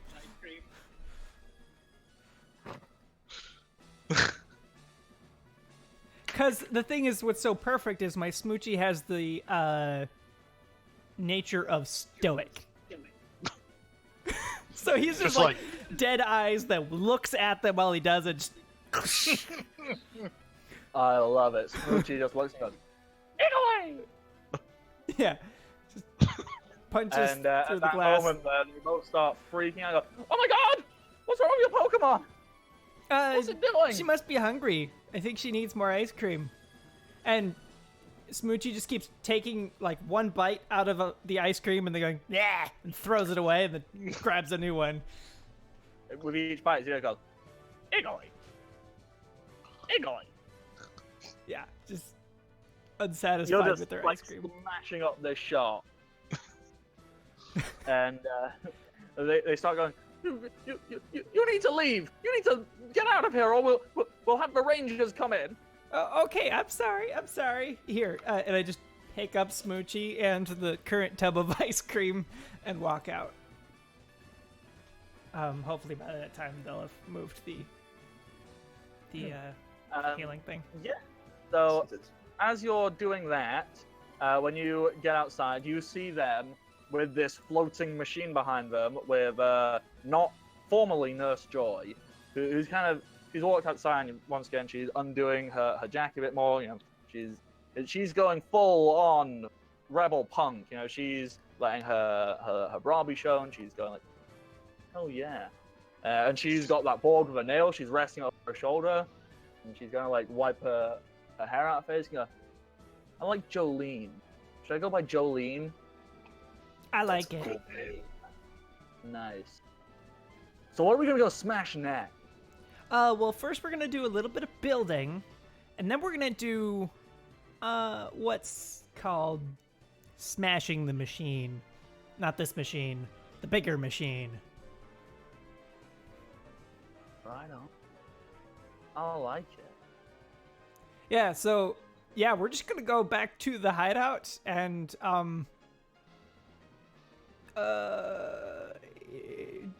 indoctrinate?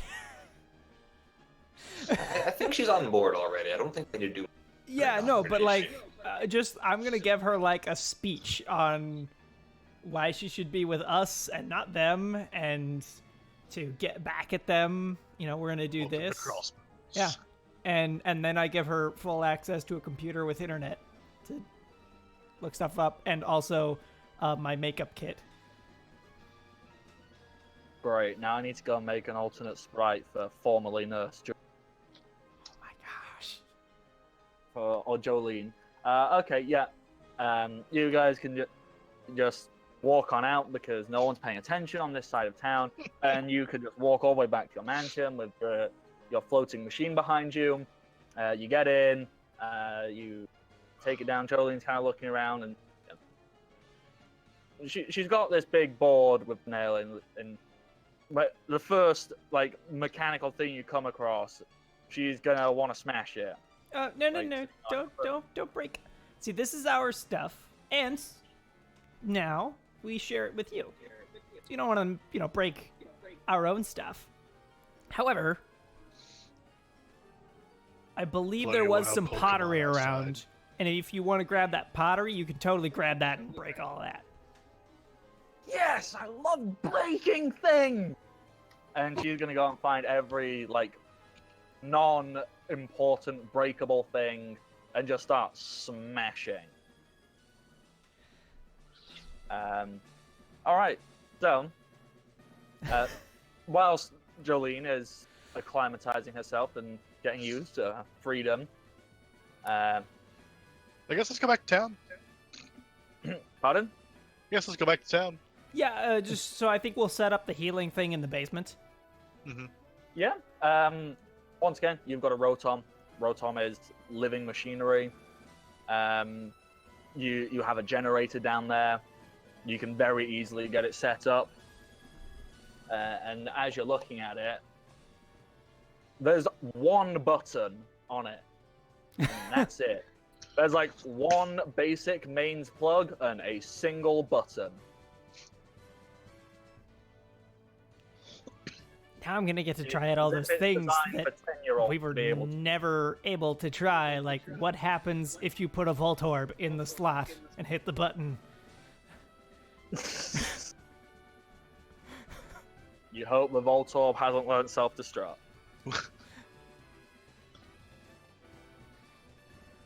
Oh, I'm excited. Alrighty. So you've done all of that. You're still back at the mansion. Are you gonna leave Jolene with Clementine? Yeah, and they can take care of her. Yeah. Yeah. I wouldn't Yeah. leave her by herself, but with her there, I think she covers the security aspect. I'm like, okay, so unless we introduce you to someone, and tell you that they're Hit 'em. one of our friends, beat them over the head with that, okay? She looks at her newfound favoriteest toy in the whole world, this board with a nail, and goes, "Oh yeah, Jolene." Wonderful. All right. Yeah. And with that, what are you guys? Well, actually, not. That's probably a perfect time to take a quick break because we're about an hour and a half in. So, yeah, good first half. You have kidnapped or liberated Recruited, liberated. Liberated's a good word. a public servant, and you have denied an entire city the sole There's gonna be the access to free tournament later, and healthcare, it's just gonna so you be. can privatize it.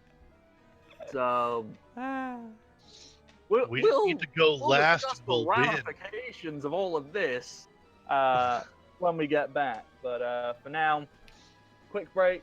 Thank you everyone for tuning in so far.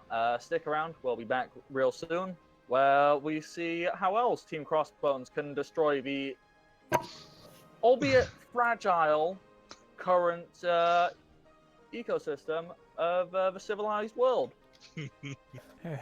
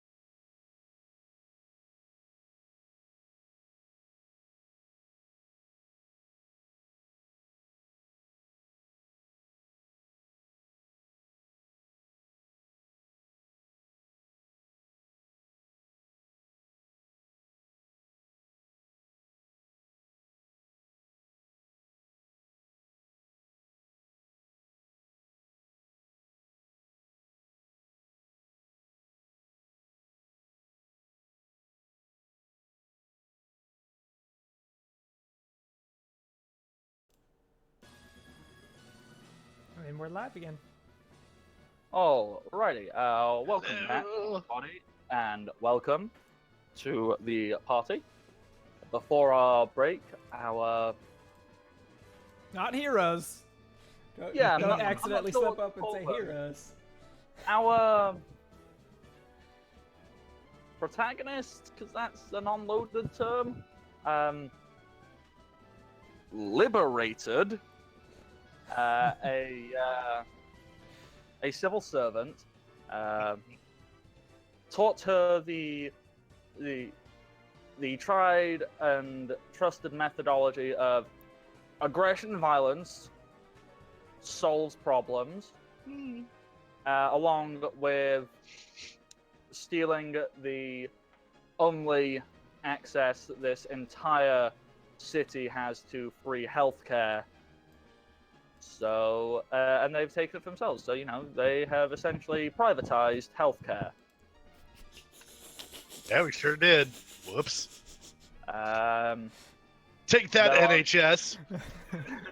There are no signs of anywhere in the world where doing such a thing turned out to be a horrible, horrible idea for society. So, okay, yeah. Also, I have a tub of before- ice cream. Yes, you do have a tub of ice cream. It's got a little picture of a Vanillite on the front of it, and for laughs, the Vanillite it's colored green and it's got little bits of chocolate chips in it. You have a tub of mint Nice. chocolate. Yeah, Smoochie and I are sharing that tub of ice cream. Quickly, We're going back to the before city, right? we Oh, I mean, right. I jump think, right yeah. back on into the game. Gonna do a little bit of shameless trying to sell things. Hey, welcome to the party. Is this amazing community filled with amazing people and all kinds of other awesome things? You should join the Discord group. There is a link down below where you can find amazing people to join in these amazing games. Welcome to the Party is an all-inclusive group. So if you have ever felt uncomfortable or wanted to get into tabletop gaming, or just find a good group of people who want to have fun, but you are scared or worried about a lot of prejudices that exist, especially in a lot of this geek culture, because there is a lot of it. Welcome to the Party is strictly against any form of the word has just escaped my mouth, my mind. It's a super cool place with happy people. We tolerate no racism, transphobia, homophobia, ableism, any of that. like any of that. Nope, that is very, very quickly cut down upon, and we encourage anybody who wants to learn and experience a beautiful, safe space to join the party. So there's that. And aside from all that, did you also know you can contribute to the running of these games, whether that be you join and you become a player or a game runner of your own, because the channel is always looking for new people to fill up new time slots, because we love it. We just want more. We want games all the time, like 24/7, all the time. So you can apply. There's an apply button down below, or if you join, you can find a game there. And if you're not super into wanting to play yourself, but you enjoy watching, or if you play but you also enjoy watching, you can also contribute to the action going on your screens right now. That's by got to cost a donating- ton, though. That's what you'd think, but you'd be wrong. For a measly, basically non-existent 500 bits, you can make a DM-approved small change, whether that be something like a crit in D&D, or a shadow run, if that's it. You can give an edge. I think that's the correct term.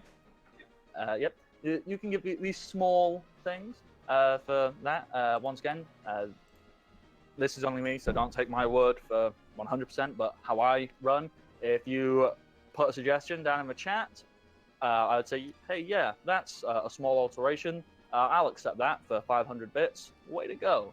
Or if you really want to shake things up, for 1,000 bits or a measly $10, you can make a larger change. So that's, an instant short or long rest, depending on the DM's personal discretion, or, maximum damage, or anything like that. Or, heck, me personally, in this game, would even go so far as to let you decide what the next wild Pokemon encounter would be, or could it even be a shiny Pokemon? So You too could make a shiny Pokemon appear in the game. exactly. So if you want to see how things happen, and one thing we can most definitely agree on, we 100% never know what the heck Team Crossbones are going to do, because yeah. So okay, this is going to be extreme, but if you want to make them fight God, you want to make Arceus appear, that's plausible. That is plausible. So, one of the many reasons you should consider contributing money to Welcome Party. And just to clarify, anything you donate to Welcome Party, it goes directly to the game that is being played. So if you donate to this game, that will come to us, and then I can go away and get better at things. Use it to buy more awesome things, like things from our lovely Shanna Logic and her 8-bit smithy. Which Things like this Pokeball, the Team Crossbones Pokeball. Exactly. So if you really like us, you can donate to us, or if you really like a game someone else runs, that this, it's fantastic, and no pressure. I'm not saying give me money. Hey, give me money, but only if you want to. And with that, let's. You're expensive, let's jump right back on in to the action. You have set up a healing clinic in your basement. You now have Jolene. That's her name now. And she will act as both a guard, and she has a basic level of technological knowledge. So in the future, she might progress and she might learn more tech-related things. So we'll see. At some point, she might even, get her own Pokemon. Hey, Because at the moment, she doesn't have any. So people just be begging her, Jolene, please don't take my Pokemon. and she'll be like, but I've got a stick with a nail. What are you gonna do, 10-year-old? Okay, party, I have a thought. So, the main danger around here is those rangers, right? But they're only dangerous because everyone has a phone. So what if we, kill the cell phone service? If we break all the, cell phone towers, then we're safe. Then how do we communicate? Maybe we hack them so they only work for us. Or at least, block the Rangers number. Do you think Rotom can be the whole? We'll have to see what your Rotom is capable of. We need a Ditto. We need more Rotoms.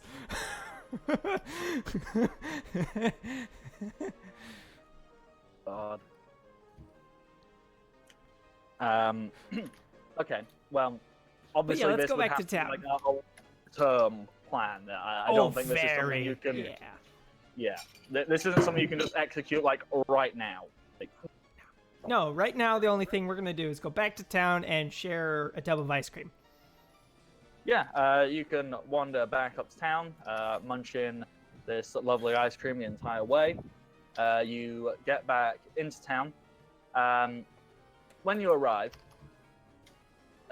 once again, similar kind of scene. However, if you look over towards the Pokemon Center, it does appear to have been sectioned off, and there are some rangers around it.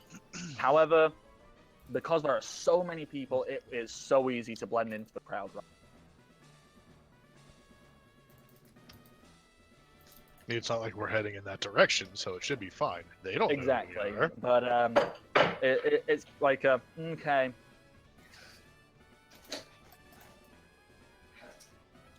Chances are they are probably aware of what went on. They just have no means of finding you at this moment in time. And it would also seem like they wouldn't like directly interrupt the ongoings because they wouldn't want to make a scene. You know, on the police force aren't gonna walk in and go like, "Oh hey, there's some terrorists going," like, because that's a genius idea to walk into. Doing a giant crowd. Oh yeah. I keep forgetting you're British because that's exactly what they do here. Well, Yeah. sorry, I'm trying to apply basic With guns logic. drawn and, just shooting wildly into the crowd to go with it. Yeah, and assuming America, anybody who's, yeah. not white is the blatant target. Mm. Social commentary! What is the building to the east of the Bardic College? The one directly there, that is the contest hall. Which, there's quite a lot of hubbub building around in there. Yeah, I want to go try that out. Okay. You're wanting to head to the contest hall? Yeah, I am. Okay. Revealing contest hall down below. Oh, right. Oh, okay, wonderful. I did organize everything, so everything is available on that lower part of the screen as well. So, Where is it? I'm not finding it. Same. if I ping. Ah, there we go. Ah. Huzzah! Finally, all this last-minute work I did. You can see it. When you walk into the contest hall,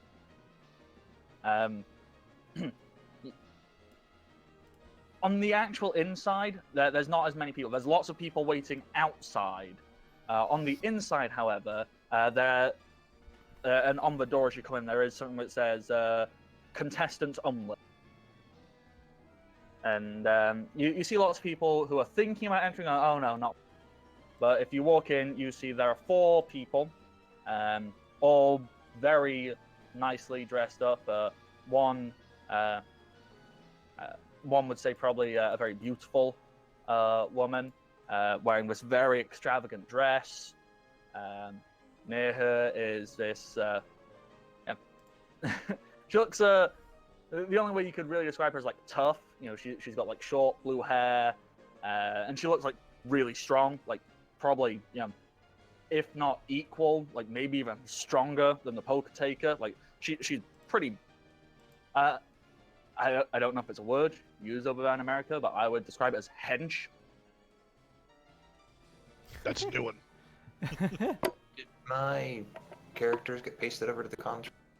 It's the same map, Oh. just drag them down below. Yeah. And then the other 2, there's one slightly not young, once again like college student-ish age, bit older, and she's done herself up to look super cute. And then there is this this guy. He's got glasses on. He's wearing a Hawaiian shirt. He's got a hat. got a beard, and he's sitting there, and he does the cliched anime protagonist thing where he just moves his glasses up and they create a glow, and then he pulls out a notepad and starts writing down things. He's going, yes, the plans.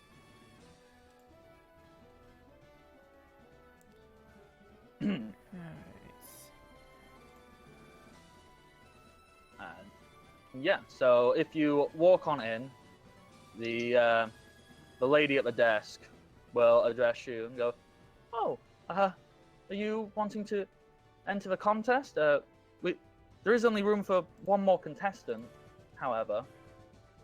Yeah.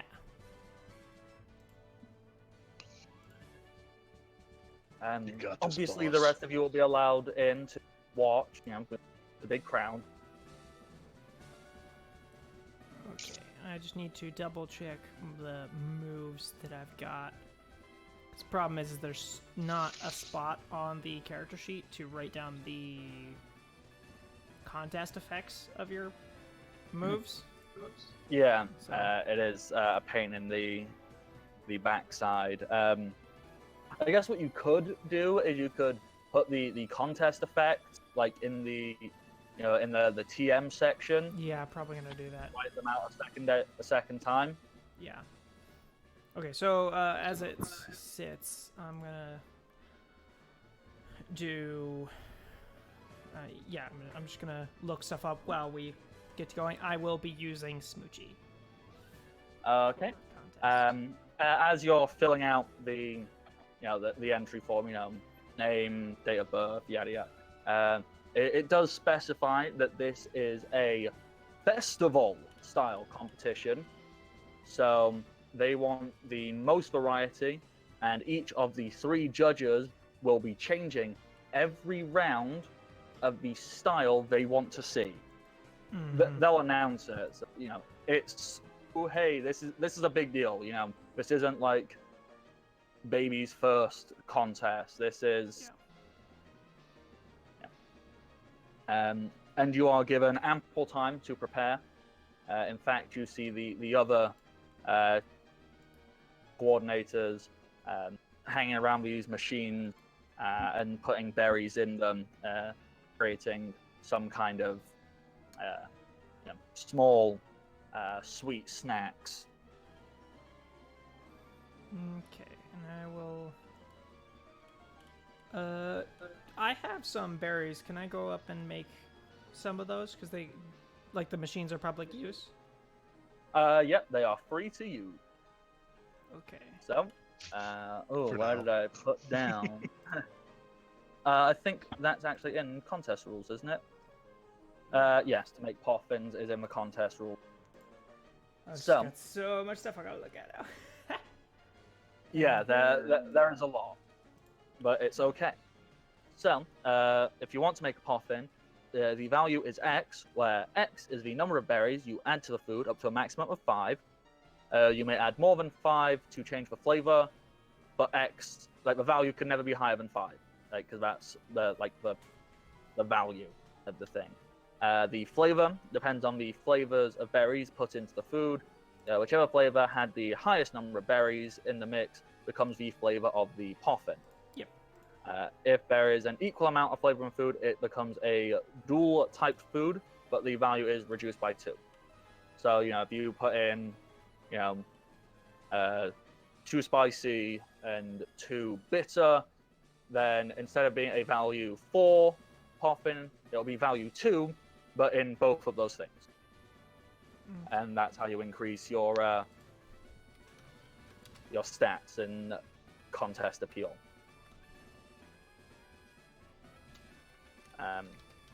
Obviously, another thing which usually matters for most Pokemon, they can only have 20 points of value in their contest stats. However, no stat can be higher than 12. However, you're a coordinator, so you can actually go higher than that, can't you? Mm-hmm. Yep. I have Yep. to go up to 24. And you And the way these stats work is every round. So when you use a move during your turn, you can use up to 4 points in any stat to add to its appeal. So you go, okay, I'm going to use a cute move, and this person, I'm going to up it by 4 points. Mm-hmm. These do get refreshed at the end of each contest. Sorry. Yep. So, what berries are you gonna throw in to make a poffin? 1 second. Their flavor is. Where's the berries flavor? You in the After item berries. section. I think. And the other important thing with poffins, only the first 5 poffins you feed a Pokemon will affect its stats. Right. So I'm going for cute, which is sweet. So I need Pecha, which I have. I have all of the berries mostly.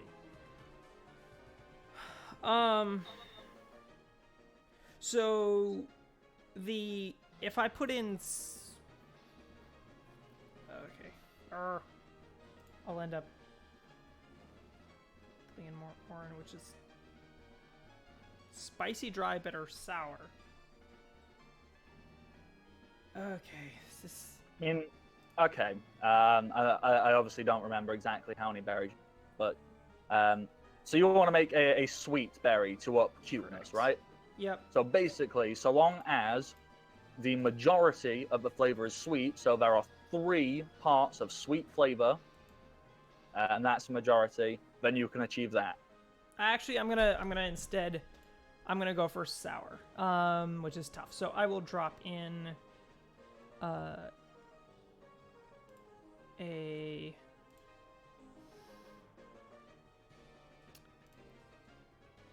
Orin and a Pecha. Orin and a Pecha, so it's only going to be power 2, but it's dual. Actually, no, that makes it useless. Never mind. Yeah, I'm going to drop in that... 3. I'm going to drop in 3 Orins. Okay. So, so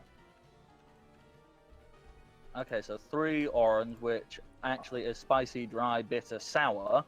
So that's actually 4 flavors. And then I'm just gonna kick it over towards sour by putting in an Asper.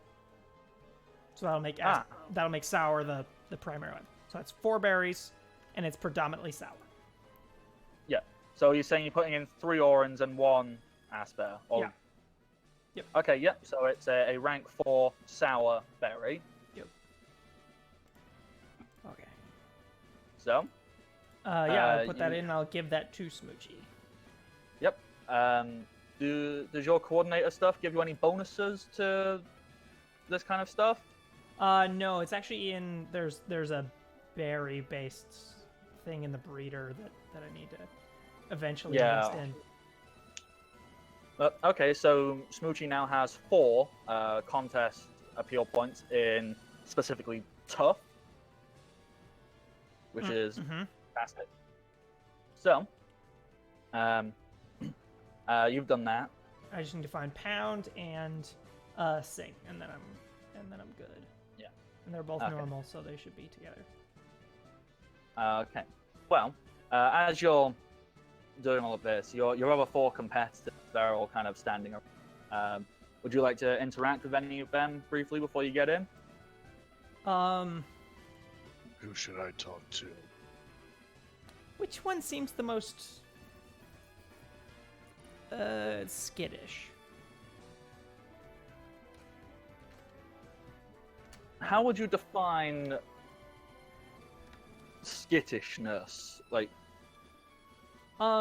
nervous. Easily intimidated, I'm guessing? Yeah. Okay, let me open up my books. Okay. Well.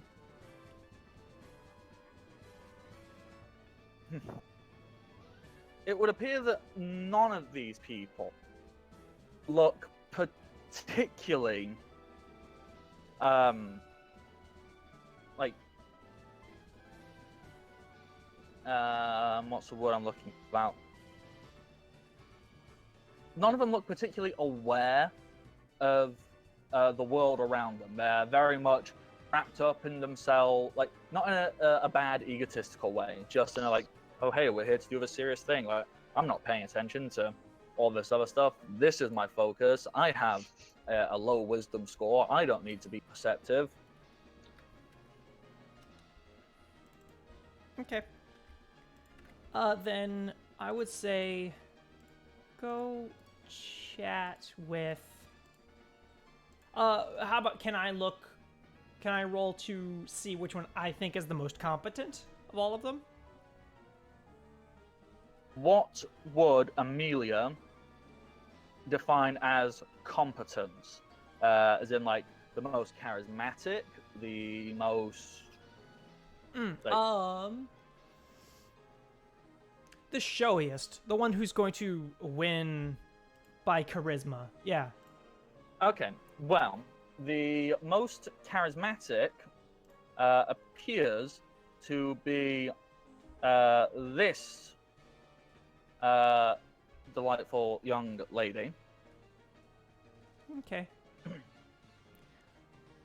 Why don't you have a chat with her? Don't break any laws just yet, but why don't you just have a chat with her? Explain to her that I would really, really like to win. Okay. So, she's like not paying attention whatsoever, basically, except Yeah, to like her she- Pokemon.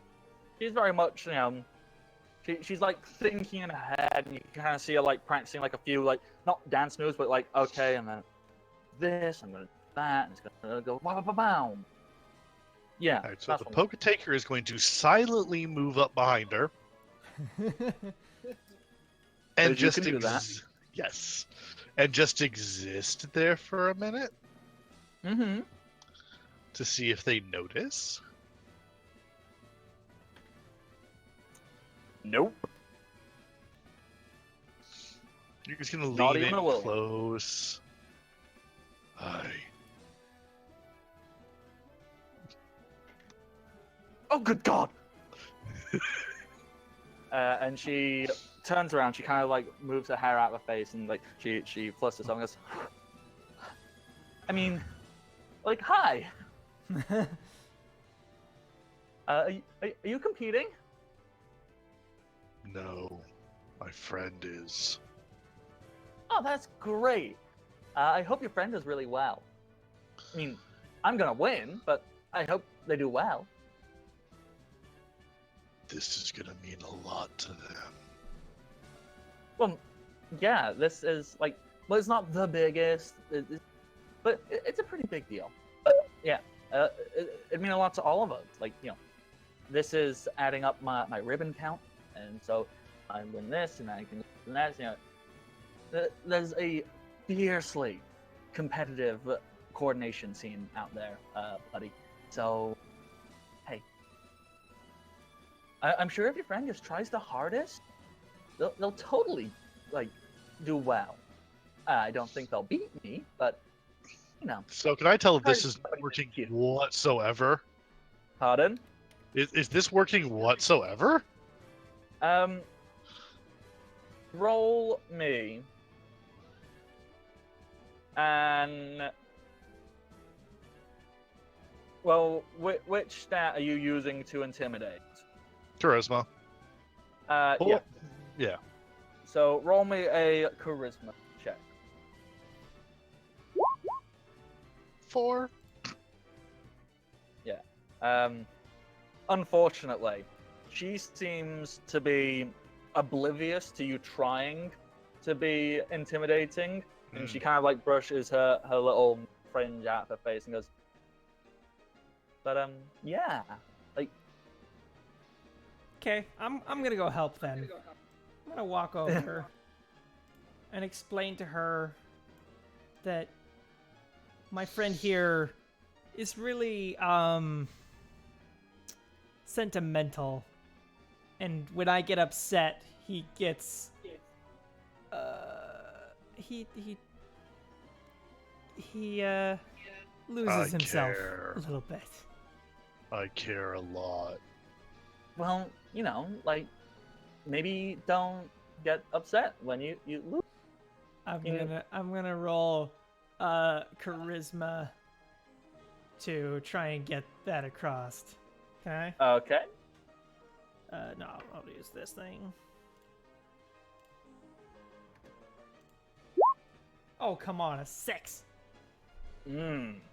Yeah, unfortunately, she kind of like rolls her eyes and goes, okay, sweetheart, like, no, I'm just, like, grow up. It's a competition. Like, no hard feelings or anything. Like, I'm sure you're a lovely person, but I'm here to win. And I feel no shame in that. And you coming over here, trying to make me feel like I should go easy on you, is actually more telling that you just don't believe in yourself. And I think that's really sad because you should believe in yourself. Because, positivity and self-belief is so much more valuable than trying to put other people down. Okay, I appreciate that, and I will shake her hand. Poketaker, Okay. you can shake her hand too. He does so. Are you trying to hurt her when you shake her hand? Trying, no. It's just a firm handshake. I set like my hand on his shoulder to of course not with any actual strength to like make him do anything, but so as to keep his hand holding onto hers Okay. to She's make gonna hold the hand the out? handshake not end. Okay. This is a super long, awkward handshake. And she's just beaming away this big, cute, like, unaware smile. And so I'll like put my hand on the Poketaker's arm and like begin to kind of grip like a bit tighter. My nails starting to poke into him just a little bit. It flows through to the handshake. Are we like literally strong arming at this point? I'm just Yes. checking. Okay, cool. I'm like, screw Okay, at that breaking the point, she rules starts now. going- Let's. At that point, she starts going, You hurting me? Can you let go, please?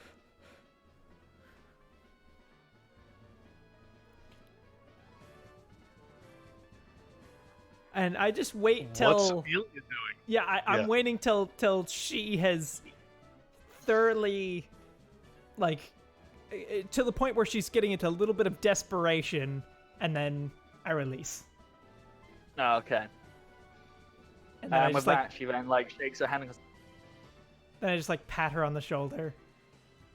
I'll see you Same. in the competition. Good luck.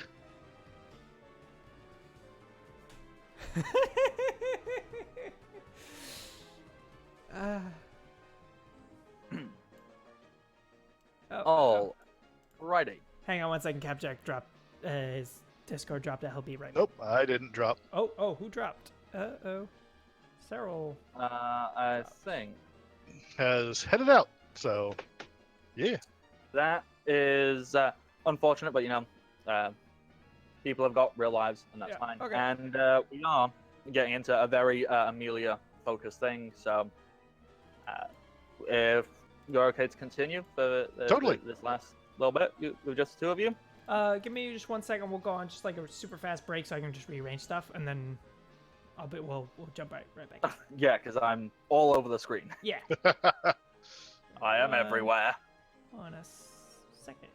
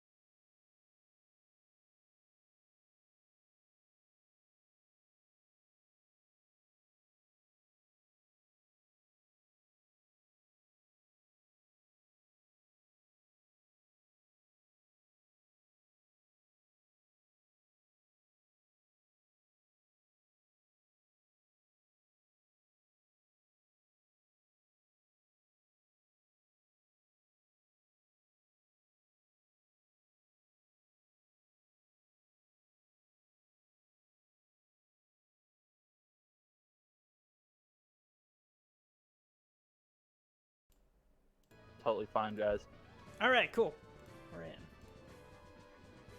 We're back. Alrighty, back on. Fantastic. Yeah. Sorry about that. Just minor streaming stuff. technical glitch, and Sarah had to rush off. But as I said, it's totally fine because this is pretty much an Amelia heavy focus because she's the contest queen. Okay. Got all Alrighty. my stuff. So I'm ready. I'm gonna do you want to have any interaction with any of the other contestants before we head in?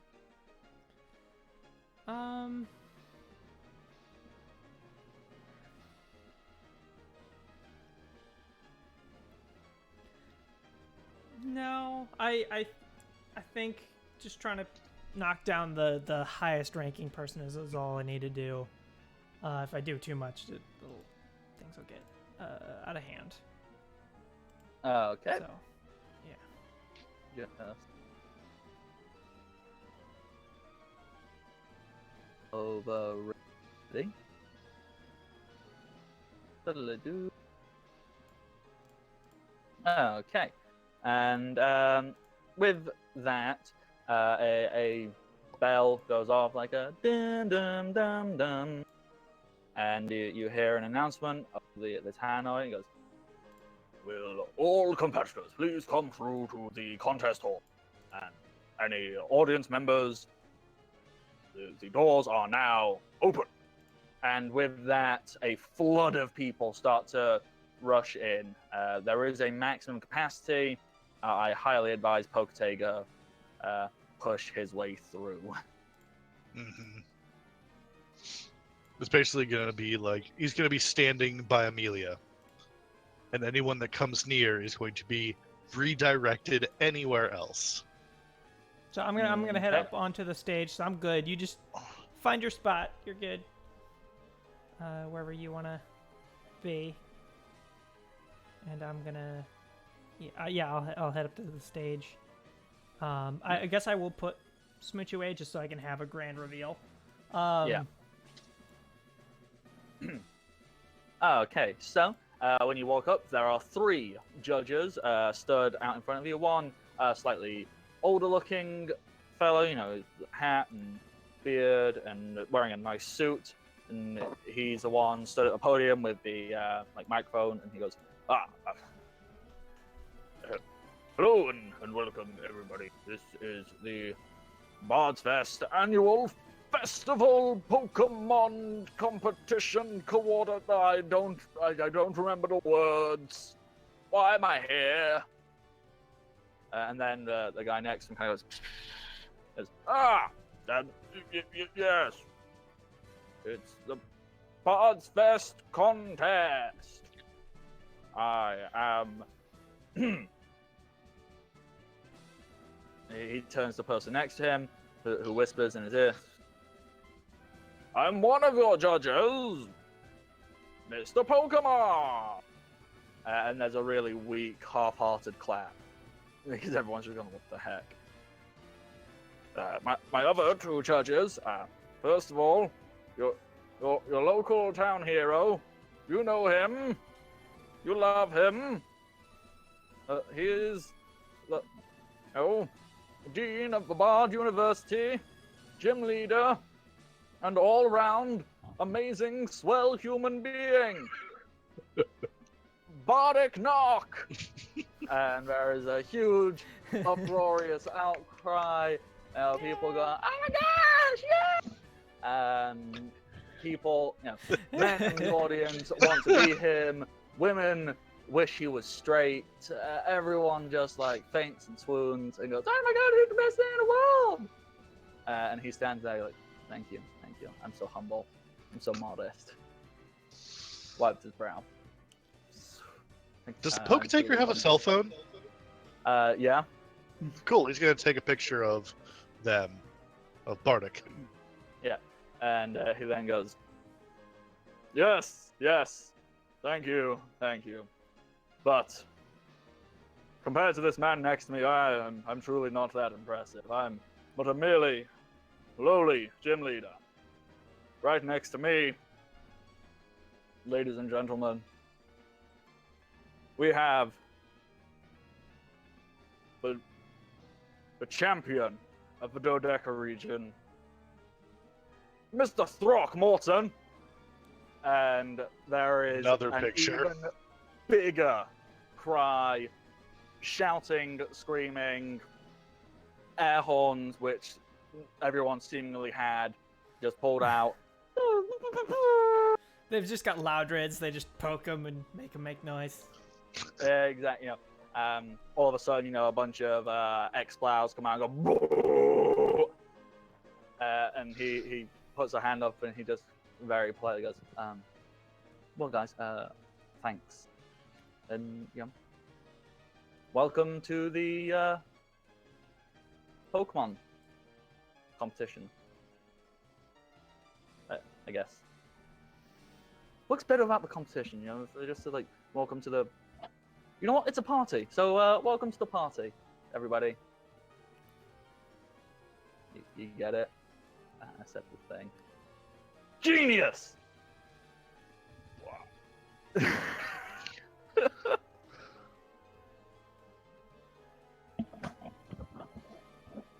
I'm gonna, if the rest of the contestants aren't gonna put their Pokemon out, I'm gonna toss.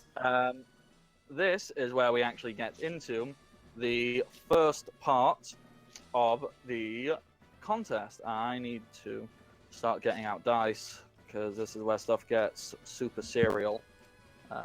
Where's my dice? Where's my dice? My dicey dice. There we go. Okay, so if I just quickly crack on open that contest rules. So, Throck, champion Throck, leader of the free world, all-round super amazing human being. Target number one. Yeah, he begins to Which is what it says in the text that he sends to the group.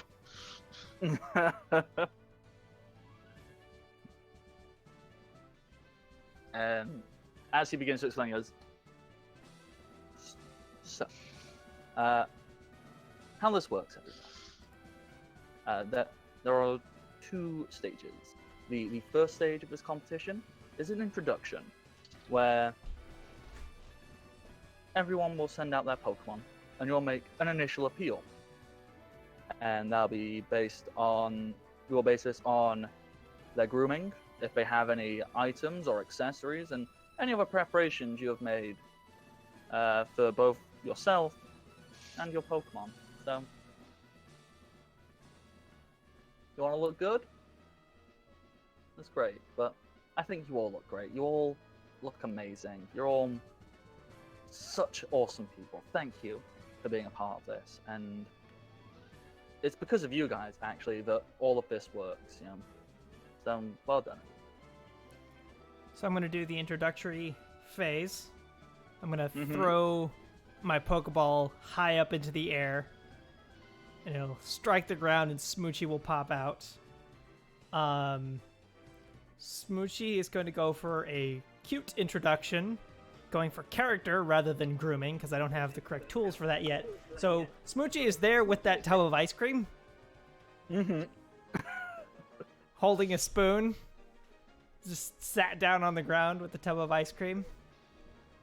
Oh, that's amazing. Oh. Okay. So, can you roll me? Wait, I just need to see what these people are looking for. You're going for a cute appeal, right? I need to check.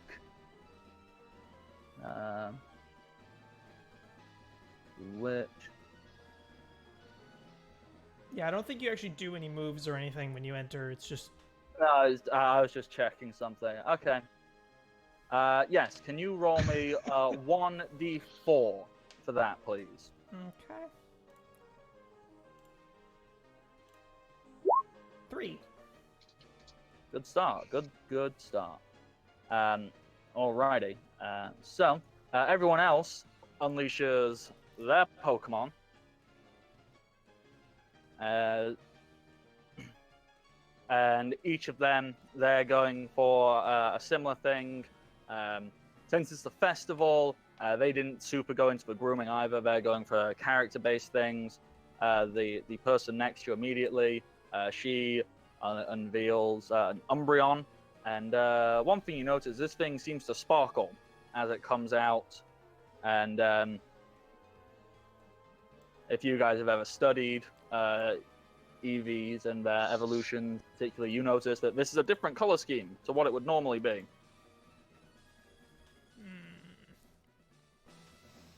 Poketaker's up there scanning Pokemon.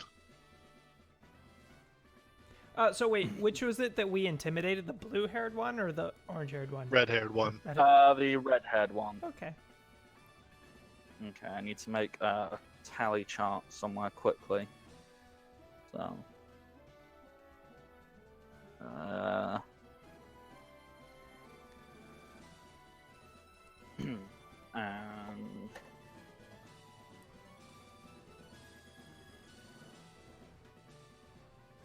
and okay, then the one next to her, the orange-haired lady, wearing this beautifully elegant dress, she unleashes this super cute butterfly that kind of just flutters out, and it's going for beauty. And that is that. The one you intimidated, she lets out her Pokemon, and she too is going for a cute vibe. And she lets out this little Torchic, which kind of comes out, flaps its wings, and goes tor. And finally, the guy on the end, he does anime pro tag, glasses up, holds his ball out, and just clicks a button. He doesn't throw it, and this metallic thing just kind of appears out, and then it rotates. It does like a series of well executed maneuvers before just hovering in place. Okay, yep. Alrighty, so I've marked down how everybody did there. And the judges are going, alright, yeah, that's pretty. So, then with all of that done, let me just open up the contest rules to explain how the next thing works. So, that's your introduction. Now, Throck begins to announce. So, now guys, we move on to the stage. And how this works is, for each contestant, being 5, there's going to be a round. So there will be 5 rounds, and we will go in order. It will alternate each round, and you will appeal to us, and whoever gets the highest score at the end wins. So, the order of the first round. So we don't get to see what our level of appeals are, so how like who's in front, but that does determine the order of who gets to go, so we do get a vague idea of who's in. Yeah, exactly. You don't know how anybody else is doing, but I do know the places. You know where they are ranking at any. Okay, so okay, that's also about voltage. So round order. On odd numbers rounds, the trainers will perform in the order their total appeal, including points because they ordered from lowest to highest. Okay. Okay, so the order is going to go Bouncy with his Beldum, Queen Metz with her Butterfree,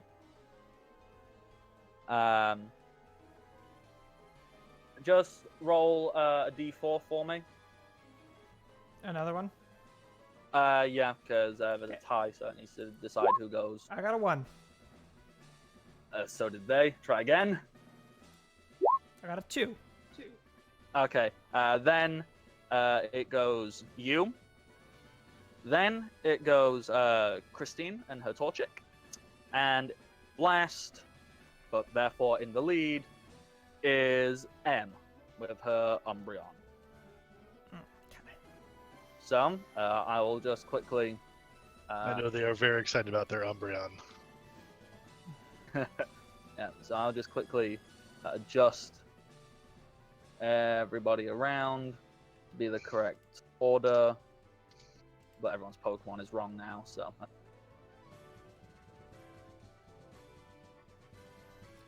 Okay. So, that is the order that this is going to go. So now, the judges are going to reveal what style they are looking for. Okay, so first is Mr. Pokemon, the elderly man at the end, who turns around and he lifts up a little board and he says he is looking for cool things. He's looking for things that are cool. Next up, being Champion Throck, is looking for things that are tough. And the Bardic is looking for things that are cute. Okay. All right. So, alrighty. First person to go is Mr. Bouncy, and what he's gonna do, he's gonna look at Throck, who's looking for tough things. Then he's gonna point at.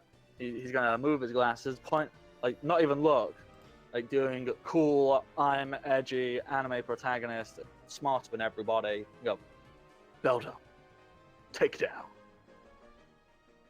And Beldum will float up and go, whoopah! And that's gonna gain him. Let me just do the addition. So it's gonna gain him that. And Throck's voltage goes up by 1.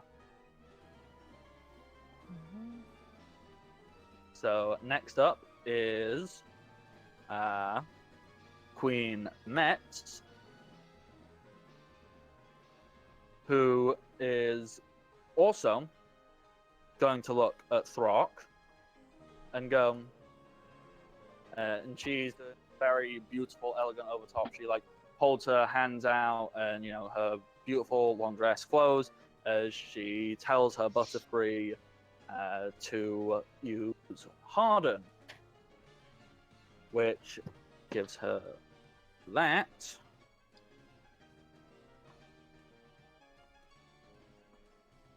And Throck's voltage goes up another stage.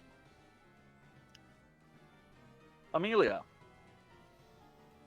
I'm gonna use pound. You are muted.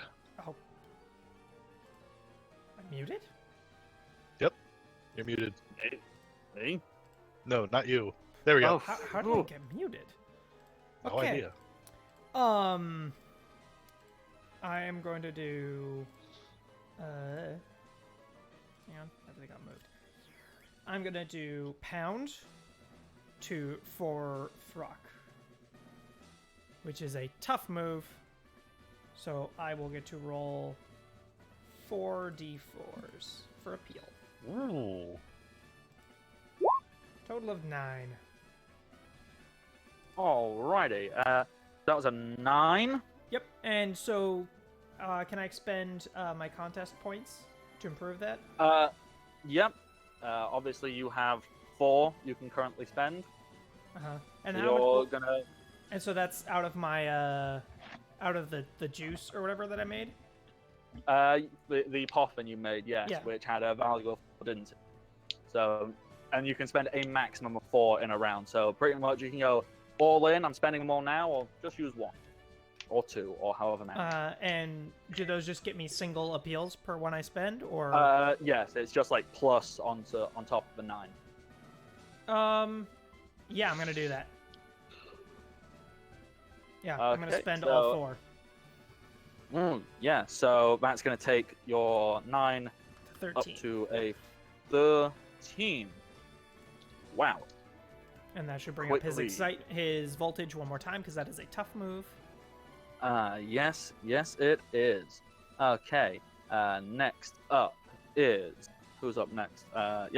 Is Christine, who, she kind of looks at her little torchic and going,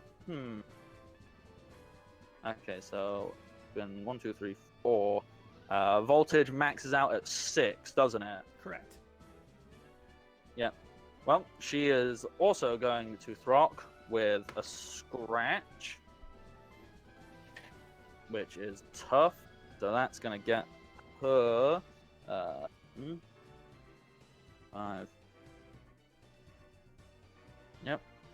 And then finally, the person who was the front runner, M, they point at their beautiful, shiny Umbreon.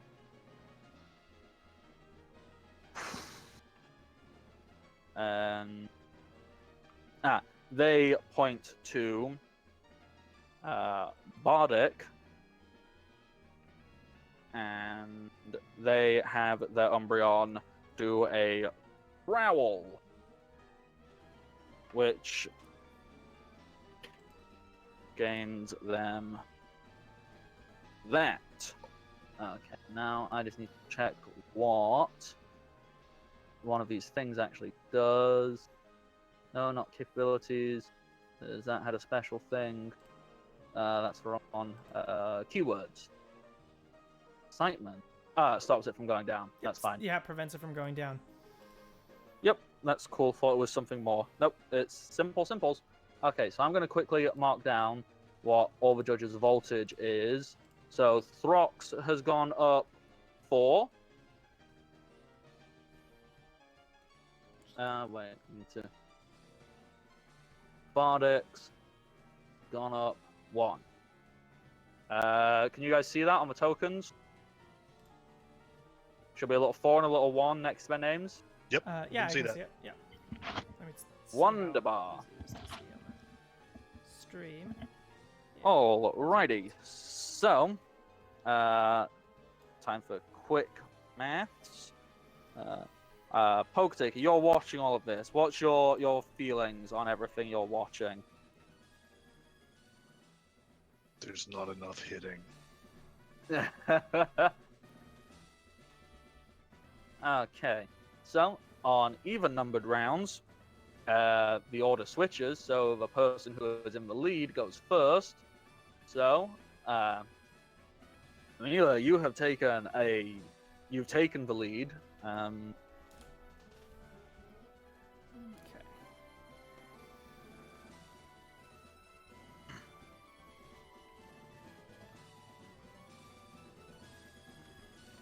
Which means I'm gonna go last. Or, wait, First. first. Ooh. In even-numbered rounds, the order switches. If. If Throck switches to either tough or cute, I get to activate the voltage.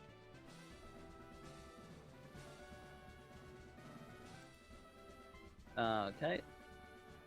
This is the order for the next round.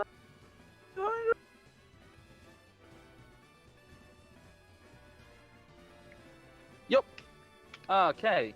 So, the judges prepare their announcement for what they're looking for.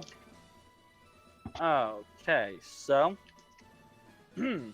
Pokemon, he puts up a sign that says free round, so everything raises voltage with him. Throck is going for cute, Yes! and Bardic is going for cool. Throck's voltage is currently at 4. They It start gets- at 1, so He should be at 5. Oh, they start at 1, so we're at Yeah. 5. Yeah. Which means I get to activate his voltage. I goofed up, so Oh, hang good. on, let me just change it to 5. You are 2, Yes. and Mr. Pokemon. I'm gonna 1. assume this is all good. This is super good. So, Awesome. for doing the Crush right that. type to them, I get plus 1d4. For getting his voltage to 6, I get plus 4d4. Okay, so Amelia, it's Yeah. your move. I'm going to do Sing for Throck, Show me your Oh, moves. which right. means I get to do 3, so 7d4. Nice. 21. Huh. Huh. And this is a new round, so Okay. I'm going to spend all of my... You- Oh, wait, no, I don't get to spend They're those. per contest. They're per So you've contest, used your point. and they were for tough anyway. So, no, I'm good. Yeah. 21. Okay, so 21 on top of what you already have. That takes you up to that. I made a gamble, but it worked. With that, Throck, he got excited, full voltage, and because of how amazing it is now, his eyes bleed. Like, that's the symbol I just put on him. Like, Oh no. it's not actually. It's like it's not. Throck starts snapping his fingers, and he goes, "Yes, Queen." It doesn't sound right in my accent. Yes, Queen. I think I might be the only gay person who can't actually pull that off. Oh. So once it Okay. hits 6, does it reset? Or how does that work? I'm not finding it. If it doesn't specify, then I assume it resets. Where's the Yeah, rules on voltage? Yeah, it should. High voltage. Oh, yeah.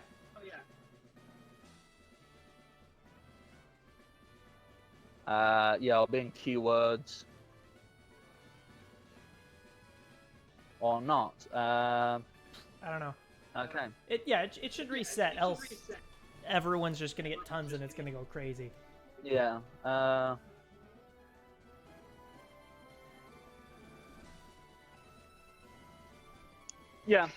think that is how it works. So he is reset back to. Alrighty. They look at their Umbreon. Did I say everyone wanted? Mr. Pokemon is a free round, isn't he, at the moment? Mm-hmm. So, and Bardic's looking for cool. Throck looking for cute. Did I say? Mm-hmm. Well, M is gonna look at. Yeah, gonna look at Mr. Pokemon. I need to look up what a special thing does. What a good show. Really good show. Do we know how long this contest is for? Because I want it to end as soon as possible now that I'm way in the lead. Well, you know what? I'm going to reduce it by 1 round because it's supposed to go for as many rounds as there are competitors, but it says usually 4. So we'll do 4 rounds. Okay. So this is the 2nd round, so 3rd and the 4th, and then we'll end it there. So,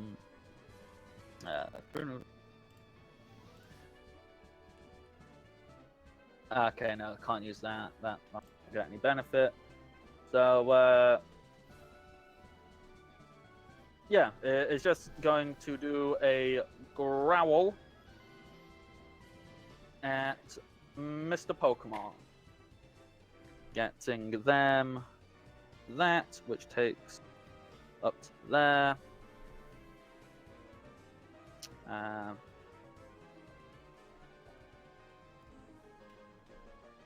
That. Then it goes to Christine with her little Torchic, who decides to use Ember. Come on, a dice.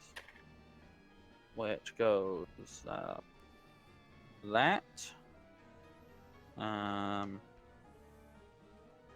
Yep. So that takes them there. Oh, good.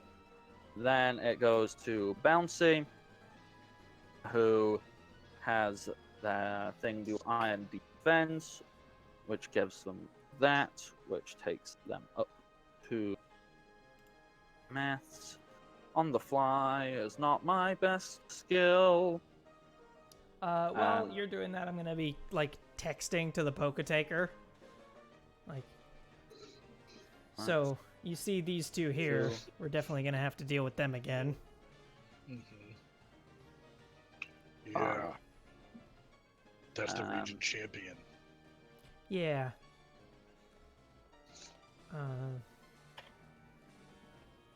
Do we want to get this Bardic out of the way while we're here? Not today, but definitely. And definitely see if you can try and spot what kind of Pokemon he has as he leaves. Things are not looking great for Queen Metz. She's just not getting anything that plays to her strengths yet. Oh no, Mads. She's the person you bullied. No. No, that- Emmett. Oh, No. oh. Was it? Christine. So, oh, okay, got it. We done bullied Christine to zero effect. Yeah. Too Yeah, strong for us. Christine is your. I mean, it looked like it was between you and M, but now it appears that well, you are still in the lead, as it now seems that Christine has come up behind. So we begin the next round. Mr. Pokemon is at very, very high volt. He's at 5. Oh, this is a chance for Queen Metz to change it around.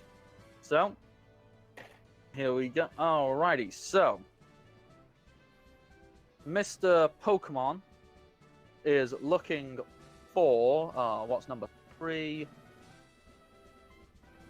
Come on, Matt. Remembered this stuff by now. Diddly-doo. Where's Festival? Number 3. Looking for Beauty. Darn. That's perfect for her. It is actually. But she's the lowest ranking in it, so maybe there's enough of a gap. Yep. Hopefully. And then both Throck and Bardic are looking for Cool. Got 2 wands. Oh. Yeah. Alrighty. With that, the Butterfree begins to flap its itty-bitty wings. It's beautiful wings. I just need to check which one of these is actually Beauty, because I think I made a mistake writing them down. So just quickly checking my list of things. I'll text as well again to Poke-Taker. Also, see if you can spot the champion's Pokemon as well. Any, like, what his signature might be. Yeah, so Poke-Taker's actually just going to be like kind of talking to the people in the crowd around him to just like try and gather some information. Hey, I just got here. What can you tell me about this Bardic? People, they kind of go, "What are you, dense? Are you like, seriously? Like, he's a gym leader. Like, amazing. Like, What kind he's of handsome. gym? He's smart. He's beautiful. He's a self-insert character into a tabletop role-playing game, and therefore the ultimate Mary Sue." What kind of Pokemon does he use? Well, normal ones, I guess. Okay. How about the champion? This is my first time seeing him. Oh, well, nobody knows what the champion is. Only people who've been up against him, and many of them, like, they end up retiring after going up against Thrall. Okay, well, so, Yeah, texting yes. sounds like normal type. He's mine. Yeah. Oh, well, so ghosts, you say? Okay, so what Queen Metz, she takes this opportunity and she has her Butterfree flap its wings and defog the area. It is a beautiful move, which takes that up to that. It takes Mr. Pokemon voltage up to 6, which gives her additional. So, 44. yep, so that is 2, 3, 74. So, quickly, 2, 4,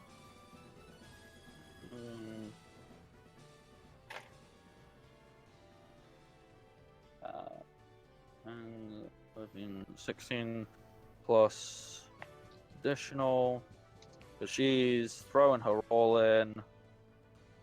Alrighty, so that was Metz's turn. So next is Bouncy, who he doesn't really have anything he can do, because bad thing about Beldums, they've got a really small move pool.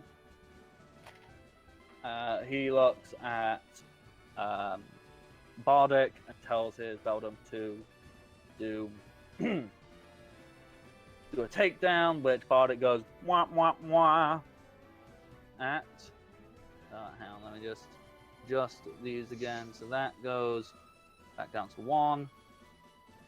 Bardic's goes down to 1.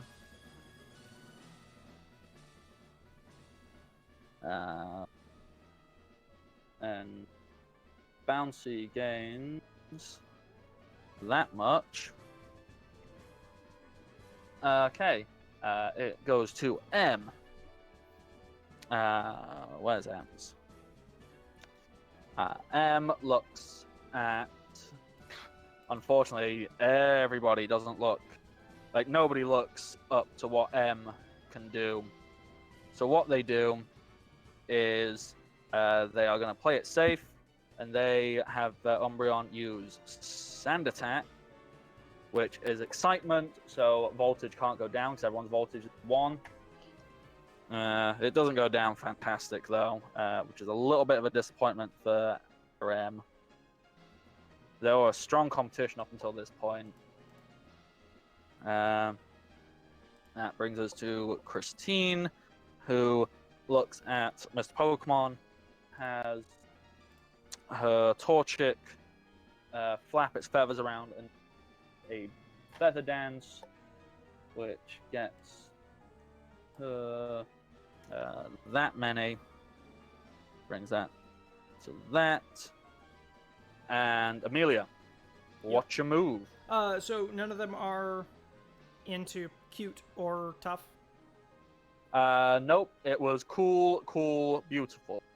Okay, and everyone's at 1 excitement? Mr. Pokemon is now at 2. Okay. I'm going to use a tough move, Pound, to him. So that's 3d4. Ooh, rolled really bad. I got 4. Okay. Obviously that lowers his excitement by That's 1. What I want. Yeah. So he's back down at 1, and I will add 4 more onto you to that. Okay, and we are coming into the final round, where everything is to play for.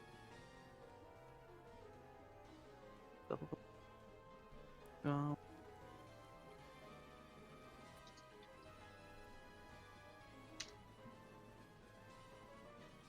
So I go first? Yep, I'm just double checking I've got this 100% right.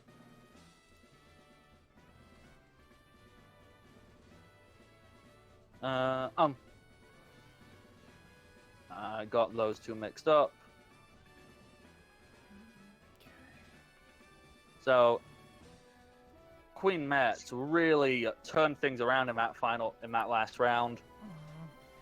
And for this, the ultimate round. The judges are looking for. I rolled 3 6s. Free round for everybody. Okay. Ooh. Everything goes. That's fine, because the only person No that offer will benefits be from that is the refused. person in last.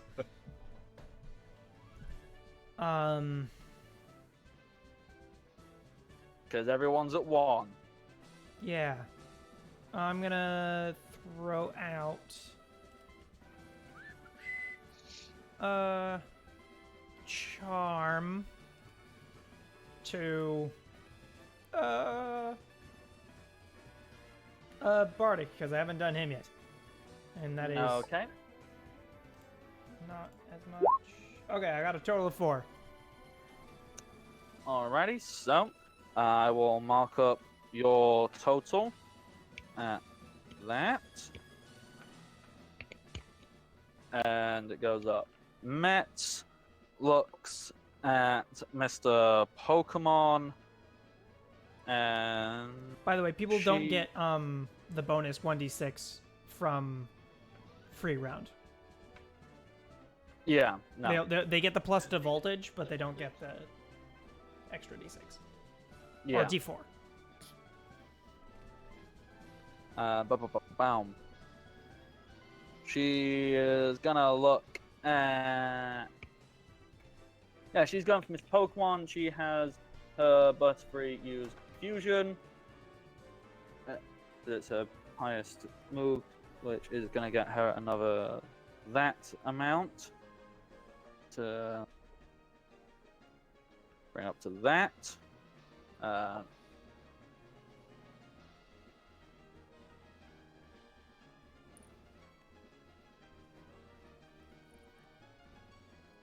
There. M, they have their Umbreon. Now, she could actually... They could reap benefits. This now. During both of the last 2 turns during the appeal round, yes. What they're going to do is they're going to have their Umbreon use Pursuit, which is a good show move, which grants her an additional 3d4 if the last 2 rounds raised voltage.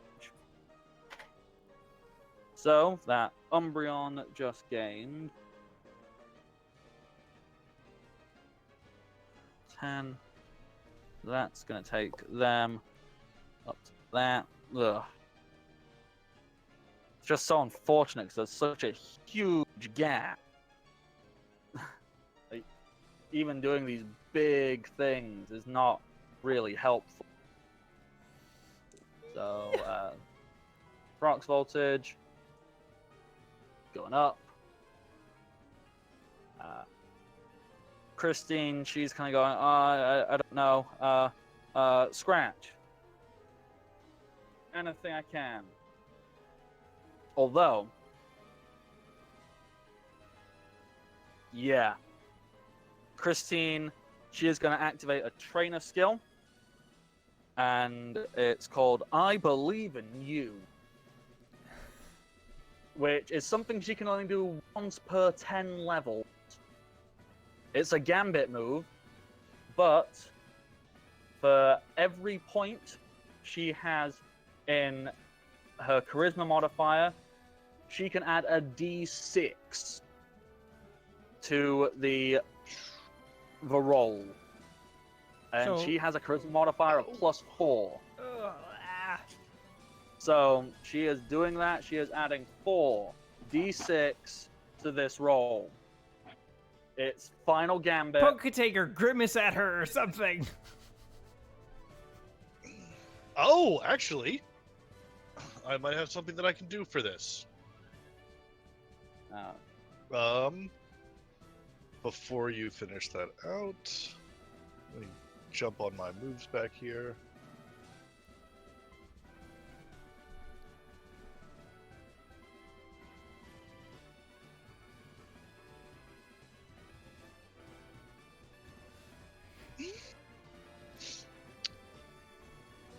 Yeah, I can totally do this. I can use Battle Chatter.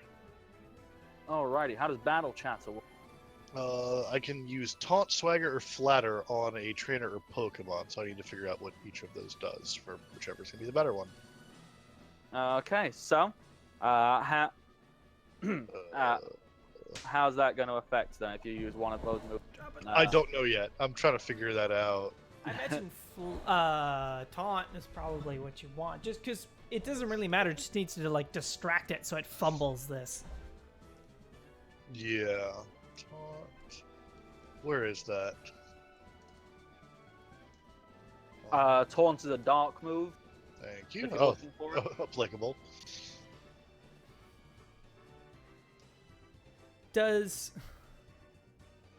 Huh, yeah. I wonder what the rules are on heckling. They can only use moves that have damage dice rolls for the next 1d4 turns. It used Scratch. Oh, okay, but... No. This is to the trainer. Oh. Okay, make an accuracy check roll. So roll me a d20. I mean, does it have an accuracy check, Taunt? 2d10 plus 8 EOT 3, so I guess 3. Yep. So, you gotta roll 3 or high. 19! I'll take a 19. You stop as she was about to do her "I believe in you." You shout something at her. You know, you go, "Choke!" And yeah, so she's gonna lose her 4d6, and she has wasted that ability for the next 10 levels. Yes! Well, you know, until she gets to level 10. So she is losing. What? Yeah, she's. And just a quick to Amelia. Yes! And Bouncy, he looks at himself and goes, I miscalculated all of this. Oh no, my genius, it didn't work. Because he's been struggling this whole contest pretty much. But he gives it a good final go. What was his score? That's 26. Okay, yep. Alrighty. And with that, the places are announced. In last place is Bouncy, with a total score of 26. Beldums are very unfortunate. They have such a small move pool. Yeah. Doesn't play to his strength. I love that Pokemon, though. It's a really cool one. It turns into such It's awesome one of those, ones. it's a slow burn. Next up is Christine with her Torchic with a score of 32. I'm just going to point out, you knocked off 15 points from those 4d6. That's how much difference that would have made if you hadn't have distracted. And what was their score? 32. Okay. Next up is M and their Umbreon, which got 34. In second place is Queen Metz with 38. And in first place is Amelia with 45.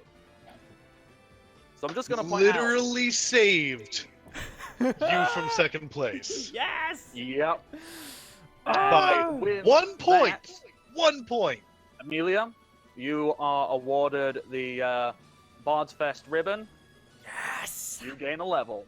Yes! And we have actually overrun, which is something we don't normally do, but we're super right in the middle of it. And thankfully we know nothing is following us, so it's not a big deal. We will Real try in the fast. future to I not scan all of their overrun. Pokemon. I was going to say, yep. Oh yeah, there's definitely they were scanning this whole time. So Yeah. So I'm going to say that's allowed. You can scan. You can add these 4 more Pokemon in. And we will pick up here. are you noting down what Pokemon we've seen? We'll just do that off stream stuff. Yeah. Yeah, we'll do that when we wrap up the stream because I can Cool. still hang around for a few minutes. Thank you everybody for showing up. Thank you for joining us as we privatize the healthcare system, liberate civil servants by kidnapping them, and threaten people into winning pet beauty pageants. I have been the Bardic Knock. You can follow me on Twitter at the Bardic Knock. You can donate to me on Patreon at the Bardic Knock if you are so inclined. That would be very, very nice of you. If you want to see more of me, I am also here every Sunday from 5 p.m. Eastern, playing a throwback 3.5 edition of D&D. It's a wonderful game. We have a wonderful time. And we hope you join us to have wonderful times also. Capjack, Shogun, things you would like to plug? I am Shogun117 on Twitter. I run the every other Tuesday D&D game, 5th edition D&D game called the Mimic Nights. We'll be playing this next Tuesday because we get to double up this month. And I also run the Thursday game that alternates with this game, the Shadowrun New Atlantis game, which is open to people joining. It's a setup where people can jump in, jump out. So if you don't have the time to commit to a bunch of stuff, you can just jump in for a little bit. And also there's slots possibly for people to GM as well. Yeah, I haven't totally caught up on it. I'm an episode behind, but from where I've gotten to, the party is planning on killing super racists. So You'll have fun with the next couple episodes then. It was super fun. Oh, yeah. So I recommend checking into cyberpunk dystopian stuff. And finally, Capjack, is there anything you would like to shamelessly plug? Always. So I am Capjack, or at Captain J Cross on Twitter. I am also in the Tuesday night Mimic games on the 2nd, 4th, and 5th Tuesday. So this coming Tuesday is a bonus. 5th is a bonus game. Also, there is the Pokemon game here, and alternating, I'm in the Shadowrun game. So hey, pretty much all the same things as Shogun's in. The difference is on Sundays, I'm going to be in a pirate-themed game upcoming, run by Throck himself. So come and watch us be pirates. And we're going to be And rating that's Saving using Throw Dungeon Show. World, right? Yes, Dungeon World. So I've never played that before, so this will be interesting.